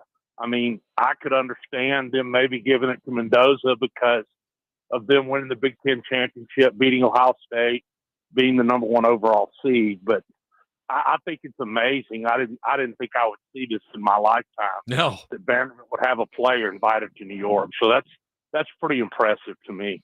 No, it's look, I mean, he is the most impressive thing to roll through Vanderbilt football. I mean, Jay Cutler had a great career there. And they've had other NFL players that have gone through Vanderbilt, but none of them have been the lightning rod that Diego Pavia was. I mean, look, what did Jay get drafted? 10th overall by the Broncos? Yeah, somewhere in there. I think that's right. Yeah. Diego's not getting drafted this high, but his impact on Vanderbilt, it's not even close. I wouldn't bet against this guy, though. And he may have to go the free agent route. Who knows? He's going to get drafted. Who would you want to see him so play later for? Rounds, maybe. Like, which coach would you want to see Diego Pavia matched up with? People have suggested Sean Payton go be the Taysom Hill in that offense. But Diego is a much better thrower of the football than Taysom Hill was when he was at BYU. Oh, yeah. I mean, I just try to think, I think Diego as a Raider is just awesome, but it'd have to be the right coach, Yeah. How about this? A guy who loves football players, Jim Harbaugh. Right. Put that one. Diego with Jim Harbaugh. That one could be good. Yeah, I think he's going to get drafted. I don't think it'll be in the first or second round, but like late day 2, early day 3, I think somebody might take a chance on him. 615-737-1025 is the phone number if you want to text or call.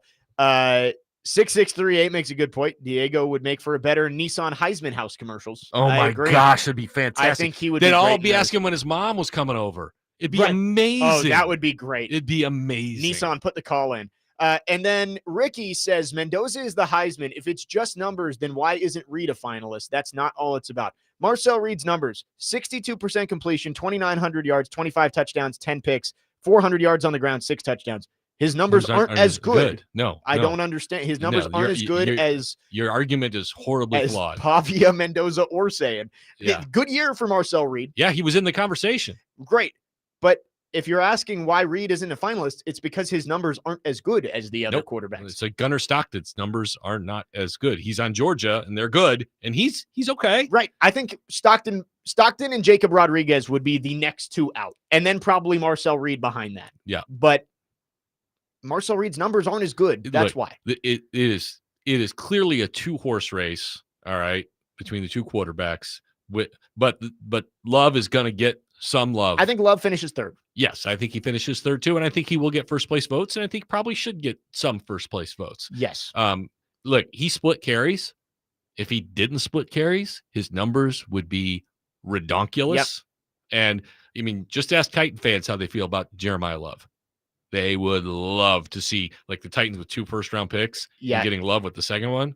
If the Titans had a surplus of picks, Jeremiah Love would not be a bad guy to use one of those on. Look, if you could go edge or receiver in the top 10 and then Love late in the first, and then you can still go edge or receiver early in the second round. And you'd just be like, wow, this was a good day. 615-737-1025 is the phone number. We got 1 more hour to go on this Wednesday. We'll get back into the Titans on the other side. Jake Lyman, Cory Curtis, Parker Kelly. Next man up, 102.5 The Game.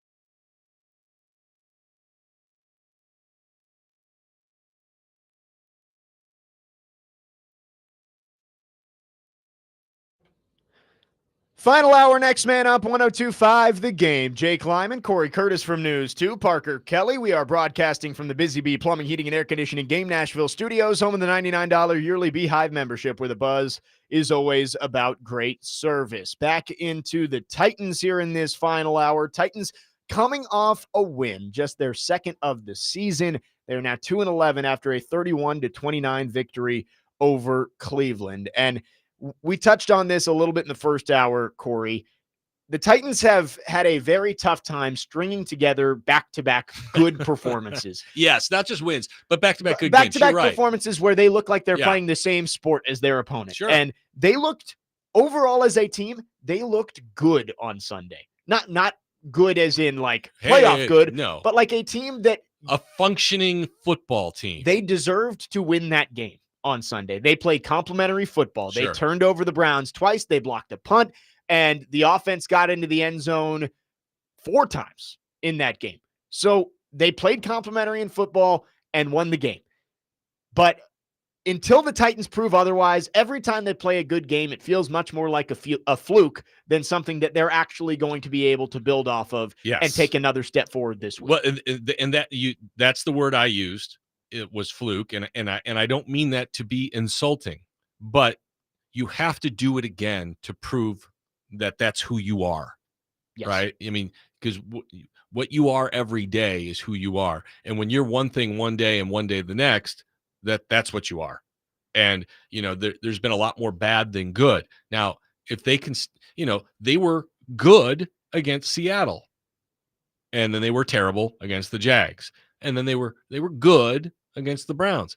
If you can win or lose, you can be good in this game. Yeah. I mean, like the Bears lost to the Packers. They were good on Sunday. I have no problem with that fact they lost that. I mean, I'd love to win, but you can be good and lose. And so if they can be really competitive and the offensive line can take another step forward and, you lose a tough game in San Francisco 27-23, you can still show, hey, we're getting better. All right.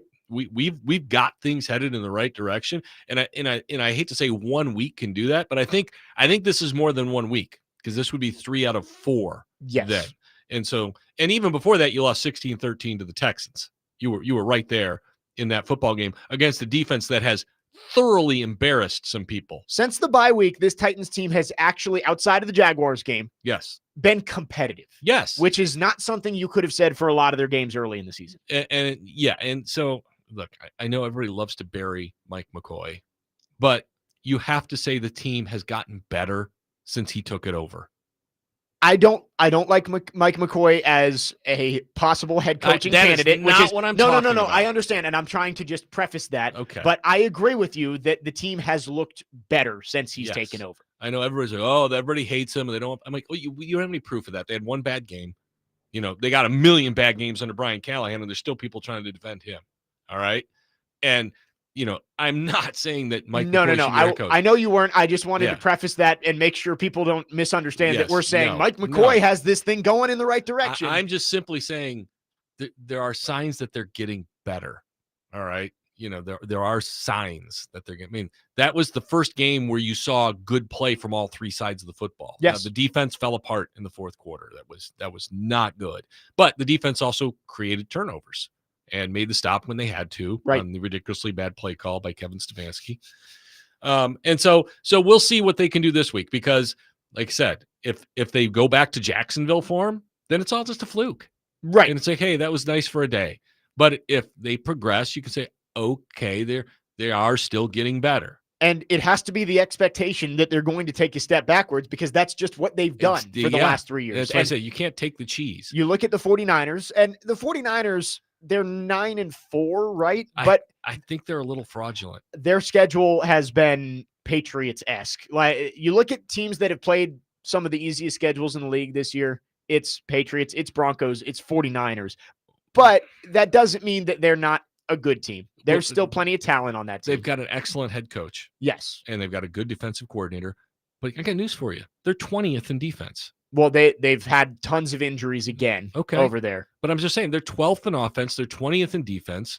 They're mid. There you go. But back to the preseason. But they're winning. They're winning, and that's the difference. I mean, they've won with Mac Jones. Right. And Mac Jones has been way better than I could have ever. Mac Jones has outplayed Brock Purdy. I would agree with I that. don't think you can argue with that. And I think Kyle Shanahan deserves a ton of credit. Here, I'm going to give you a shocking stat. A shocking stat.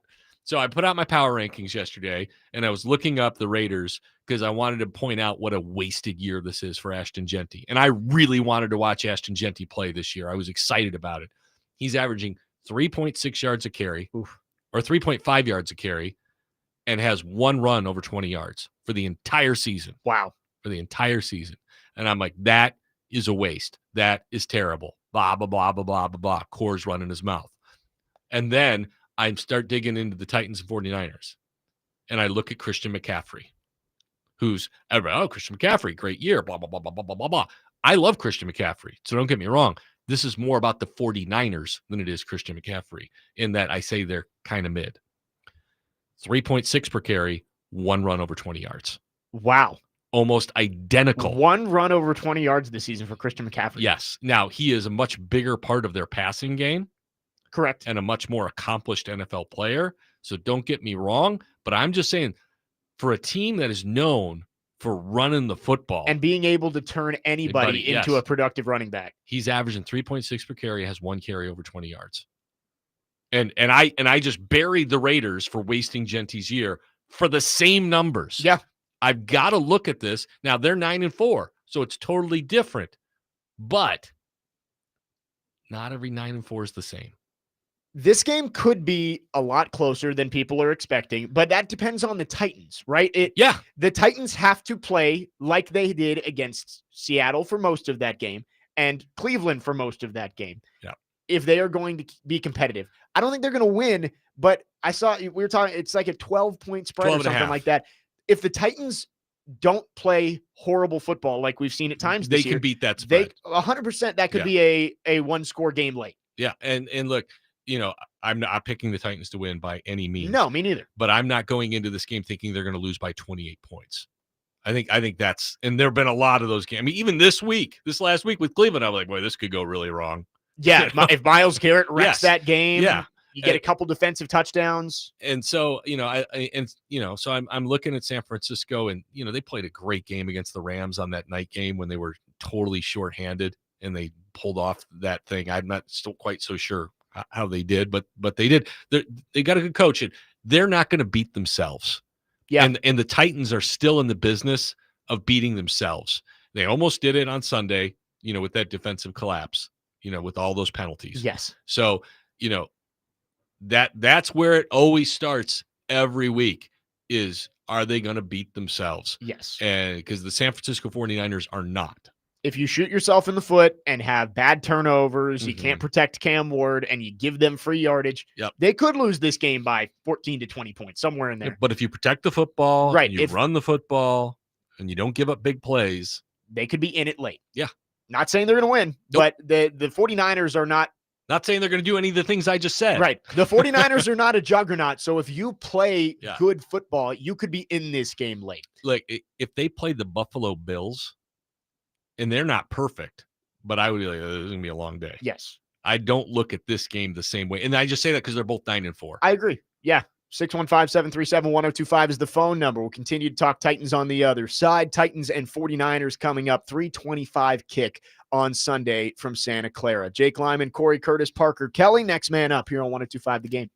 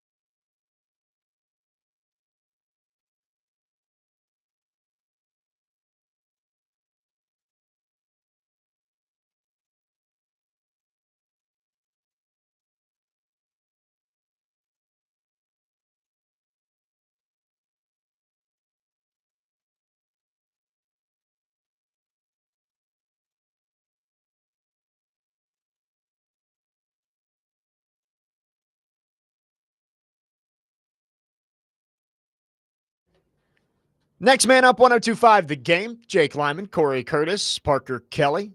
615-737-1025 is the phone number. If you have any thoughts, our phone line's driven by WilsonCountyHyundai.com. Talking Titans here in the final hour of the show. Going through that win for the Titans against the Browns on Sunday. And on Monday, Parker and I made a plea to whoever the next head coach is, and we can get into the head coaching a little bit here. Keep Bones Fossil on staff, please. That is now a third huge play on a punt. Titans had gone 13 years without making any kind of positive impact on a punt. They had, is that my watch? It is. They had not had a punt return touchdown or a punt block since 2012. Wow. They have 2 punt return touchdowns and a punt block. And 1 called back. Yes. And the trip on Logan Cook could have been a 4th if he didn't against the Jaguars. So, and then also, don't forget the opening kickoff in this game. Right, took it back to the 47. Yeah, set them up. I mean, if special teams have been huge. When you're doing these interviews with the head coach, tell them like, hey, we would really hope you would consider trying to keep Bones Fossil on this coaching staff because I think it would be a part of my interview process. Yeah. Are you open to leaving Bones Fossil on your staff because we think he's an outstanding coach? Right. I talked about it on Monday about how if you look back at the last 10 years of the Titans special teams, they were a net negative, right? All of the fumbles that you've had and the mistakes. Every time the ball was in the air, you were like, is he going to catch it? It was a net negative and you were scared every time the ball went up in the air. Yeah. Now it's, man, what's going to happen here? Well, and not only that, Jake, what happened Sunday? What eventually happened in that football game? The Browns stopped kicking it to him. Right. Yeah. They just said, we're not going to let you return it anymore. And I think he had 2 punt return yards in the game. And that's a threat too, because guess what? They didn't punt it well. The best punts are when you try and kick it deep and make sure you cover it well, right? They stopped. They took like 35 yards out of bounds and were like, all right, we're moving on. Yeah. At least it didn't end up in the end zone. Yeah. And that's what you need as a special teams coach. We've been waiting for the day this would come this season that they're going to stop kicking him the ball. Can he hold on to the all-purpose yardage lead when they stop kicking him the ball? Right. Because I don't know what San Francisco is going to do. I don't know. Yeah. Look, if I'm playing the Titans, I'm not letting 17 beat me. No. Right. It's like their offense has not proven they can sustain drives. Exactly. Why would you give them the opportunity to not send the offense on the field? I would say 40 yards out of bounds. That's my goal every punt. Hey, go find a guy who's standing down there at like the 35-yard line on the sideline. Aim for him. Yeah, just kick it out of bounds. Make their offense beat us. And talk about San Francisco this weekend. We were listening to Paul on with Robbie and Rexroad this morning, and they talked a lot about Robert Saleh. That's a guy you're going to see this weekend who could be a head coaching candidate. Sure. I'm not sure that he would be at the top of my list, but I can understand why he'd be a popular candidate. He has proven that he is a good defensive coach. The guys like to play for him. And it's easy to look back at his Jets tenure and say, maybe it wasn't all his fault. There's dysfunction in that organization. And of course, he had an arranged marriage with Aaron Rodgers that clearly didn't work out. Look, it's always this way. It's, you go from Mike Vrabel to Brian Callahan. And now you go from Brian Callahan back to Robert Saleh, who's a lot like Mike Vrabel. Right? Yeah. I mean, that's what you do. That didn't work, so we're going to do this. So, and look at how well Vrabel's doing. So we'll get a new Vrabel guy. And I know those guys are smart. They're not just thinking that, but that's generally the way it goes. That's the pendulum swinging back and forth. We went away from Vrabel. It didn't work out. Let's go back closer to Vrabel. I agree. The Jets is a really bad situation. Did he make it better? And that's a good question. It's the same question you would ask about Arthur Smith, who has been a name that's been rumored of, okay, you can give the excuse and the reasoning of it didn't work out because Arthur Smith was really never given a good quarterback. He had Desmond Ritter and Taylor Heineke and Marcus Mariota as his quarterbacks. And he really hasn't had one in Pittsburgh either. No. So that is a sound reasoning of why things might have went wrong. But did he make it better? Yeah. was he part of the problem, or was he being held back by those other issues? Yeah, I mean, we all wondered, why doesn't he give the ball to Bijan Robinson more? Or Kyle Pitts? Yeah, well, because Kyle Pitts just isn't very good. Well, we found that out later. Yeah, but Bijan Robinson is. Yes. By the way, Tyler Algier is the biggest vulture in all of fantasy. Yes, he is. That's got nothing to do with anything. If we're talking about the Titans coaching situation, you know my feelings on who I would go after. Yeah. But I think the bottom line is this. This team is in a chasm, and you're going into a new stadium, and you've got this new young quarterback. I don't know how you don't go into this saying we need someone with some proven results. We need someone who has won in this league before. All right. And you could sell Matt Nagy on that. Yeah. He's a former NFL coach of the year. Has a 12-win season. He won with Mitch Trubisky. And if you can win with, Mitch Trubisky's a backup. We've seen that. That's proven. And I'm not advocating for him. I'm saying you could sell it. You could sell Kevin Stefanski because I'm sure he's going to be available. I know this last week doesn't make him very popular. Yeah. I was going to say you could sell Jim Schwartz, but it's like, can you? Because your 1-11 team just went and beat those two guys. When Stefanski's gotten good quarterback play, he's been the NFL coach of the year. When he hasn't, they have lost. And so you could sell those, but there are no guarantees, but I would want a guy who's shown he can really win in this league. I just think that I don't know that you're in a place where you can guess and say, well, this guy's a hot coordinator who's never been a head coach before. We're going to do this. Yeah. I think this offseason, it's so important to raise the floor of this team. Yeah. You cannot be a 2 or 3 win team next year. And you do that by bringing in veteran free agents with your $150 million cap space. Doesn't have to be high price free agents, but bring up the bottom of this roster with that free agent money and bring in a coach who you know is going to come in and be competent and be able to lead this team back to being a competitive football team. Well, and your first round pick has to be an impact player. Right. You've got to this team needs impact players. Well, that's how you get back to being a contender in the AFC is you hit on your high draft picks and you get star power. But the way to stop being one of the worst teams in the NFL is with a good coach. Is you got to get a good coach and you've got to stop having horrible players on your 53-man roster. It's always going to be Jimmys and Joes over X's and O's. But coaching definitely matters. I mean, look at Andy Reid. He wins every year no matter what. Yeah. All right. Now, this year there's a what. Because they're not winning. But I agree with that sentiment that a coach can. I think Vrabel largely raised the floor for the Titans. Yes. I don't know that he took them over the top. Well, you could even say Mike Mularkey raised the floor for the Titans. Yes. And absolutely. They tried to go find somebody who could raise their ceiling, and Vrabel got them to the AFC Championship, got them to the 1 seed, but obviously, that's not the ceiling that everybody also lost at home in the first round twice. Correct. And then went 6-18.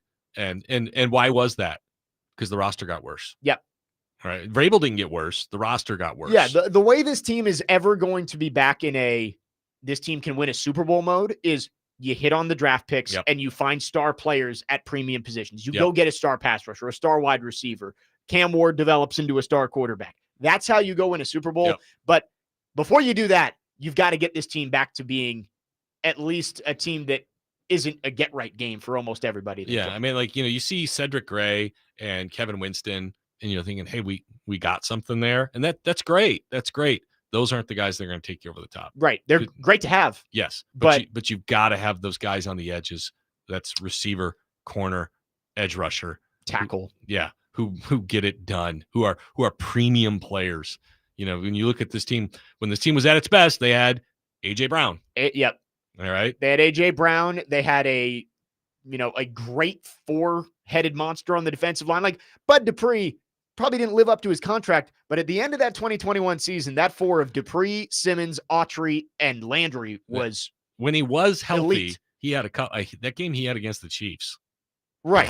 Like those 4 guys, they could rush 4. Yeah. And they had decent corners on the back end, and they could rush 4 and get to the quarterback. Yep, Bud Dupree's still playing. Is he at the Chargers still? Yeah. Wow. I forgot about that, but I guess it does make sense. 615-737-1025 is the phone number. We talk about finding star power, and in this segment, we mentioned Chim DK. Mm-hmm. And we'll talk about it on the other side, but who would have thought, even heading into week 1, that at this point in the year, the most impressive rookie on this team would be Chim DK? There were people who didn't want him to do the returning. We'll talk about it next. Jake Lyman, Cory Curtis, Parker Kelly, 615-737-1025 is the phone number if you want to chime in. Next man up here on 1025 The Game.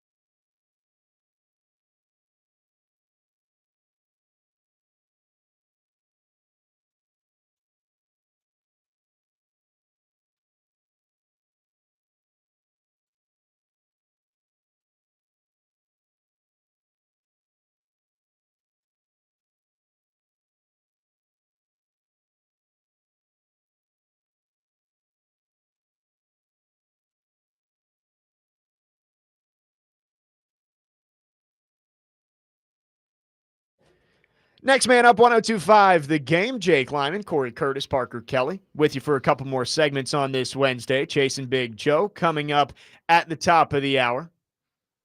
Talking Titans here, and I asked the question heading into the break. Beginning of the year, heading into week 1, lots of hype around these Titans rookies. Mm-hmm. Cam Ward, of course, the number 1 overall pick. Alec Iamaner was starting to start the year on the outside. You had Gunnar Helm, who made a couple of great plays in the preseason. Femi Oladejo was going to get a ton of reps on the edge. There were tons of rookies that were getting hyped up. Guy. And who would have thought on December 10th, the one guy who has far and away been the most impressive is Chim Dike, the guy who I would say when he got drafted was the one that Titans fans were least excited about, right? I would agree. They were like, oh, well, we're glad we don't mind having him, but we really wanted Iamaner right. at that spot. And they were thrilled to get Iamaner later, but it's like, man, Chim Dike, and I was part of that too. I didn't really recognize the name all that much. Nope. And it wasn't one of the guys that the numbers weren't staggering. And the draft gurus weren't saying this guy's falling in the draft, right? On day 3, that's kind of what NFL fans are looking for. The guys who the gurus say are falling. And Iamaner was one of them. It was like, man, Iamaner could have gone in the late 2nd round, 3rd round. Chim Dike wasn't one of those guys, but he has been everything the Titans have wanted him to be and more. Yep. Yeah, I mean, because he can really run. I mean, he's a 4.3 guy. And you look at his punt return, 19.9 per return, 20 yards per return average. That's ridiculous. It's crazy. That's ridiculous. Averaging about 26 per kickoff return, and to the point now where teams are kind of stopping kicking the football to him. He has been everything and more. This team, because I remember when Bones Fossil said he's going to return kicks opening day, and everybody was like, "Oh, we haven't seen him do it." Listen, it's one of my benefits of doing the sideline in the preseason. Yeah, I knew Chim Dike was going to be the open day kick returner. They just didn't have him doing it. He caught a couple punts, I think, in the Bucs game. Yes. Or whatever the last preseason game was, he caught some balls. Well, I remember they put somebody back there, and I can't remember who it was because everybody's talking about Tajay, I think. No, was it Kinsey? Maybe. Maybe. They put somebody back there, and it was like because it was Prochet and DK. You knew were the two who were fighting, and they put somebody else back there. I'm like, what are you doing? I think it was Tajay. Was it? I think it was somebody who wasn't going to make the roster. Okay. Yes, you're right. That's what everybody was up in arms about. It was the kid from Tulane. Right. It was Jaquan Jackson. Yes. That's what it was. Who we like, well, there's no way they he's put making Jaquan Jackson back there, and everybody's like, he's not making the team. Why are you wasting these reps on him? Yeah. And now and DK does have a few turnovers in the last month. That's a real thing. Right. But one of them wasn't a turnover. But you still got it back. You still have a lot of confidence in his ability. Yes. That has not waned. He's been great. My question is, what was Florida doing? Yeah. In the 1 year they had him. Yeah, and the deep ball that Cam Ward missed, Chim was open. It was harder to tell on the TV copy how open he was, in the he could have punted it to him. I saw the end zone view and I was like, oh my goodness. Cam. He may not have scored. Him. No, there were two guys deep middle. I think they had an angle on him. Yeah, but he may not have gotten there. But they would have been inside the 15-yard line. It would have been 40 plus. Right. And those are the types of plays you don't get many of them. You got to hit them. You got to hit. And I know there was pressure on him. I don't care. You're an NFL quarterback. You've got to complete that play. And that's another one where if you err on that play with a little bit more air under the football, you give him a chance to run under it. That's why I said you could have punted it to him and he could have run under it and got it. But you throw it on a line and you overshoot him. He's got no chance to go get it. And that is, to me, and I'm an idiot. What do I know? One of the things that Cam can work on is putting a little more air underneath some of those balls. Yeah, giving his receivers a chance, I think, is something that Cam Ward needs to be more cognizant of. Yeah. You don't have to rip the ball down the field every single time. Yeah. Just give your guy a chance to go make a play. And it's kind of like when Favre came up. Yeah. Everything was a fastball. John Elway, yeah. Those two guys, everything was a fastball. Right. It's one of those things where he wants to make the ridiculous throw and drop it right on the shoulder pad, and he can keep running. But The most important thing when a guy's that wide open is complete it. Yeah. Catch it. If he goes down immediately, it's still a 25, 30-yard game. The 2 touchdown passes are great contrasts because the one was on a line to DK and it needed to be. Yeah. The other, he had Iomanner wide open and he took a little bit off of it. Yep. And it was an easy catch and an easy walk in for the score. And that was really good. That is where he needs to be. And if he could throw that ball to DK with a little more touch, and again, if you're a quarterback guru out there and you think I'm an idiot, I'm sorry. But to me, you could put a little bit more touch on that ball and allow him to make a play on it. Yeah. And DK has pretty consistently gotten open when they've given him chances down the field. Yeah. We said it during the break. They're throwing it to him behind the line of scrimmage too often. But when they've used him as a downfield threat, he has gotten open. And Justin from Greenbrier on the text line says, of all the rookies, DK has been the one that has given me the most confidence in Mike Borgonzi. And I think that's a good point because a lot of the other picks, it's sometimes easy for these GMs on days 1 and 2 to make those picks, right? Yeah. It's like there's a grouping of guys who are all considered to be high-level prospects, but it's day 3 when you take a guy that the fans aren't clamoring for and the gurus aren't clamoring for, and he ends up being the right pick. I think that those are the type of picks that make a GM a good GM rather than hitting on the guy you take 30th overall. Let's look at his day 3.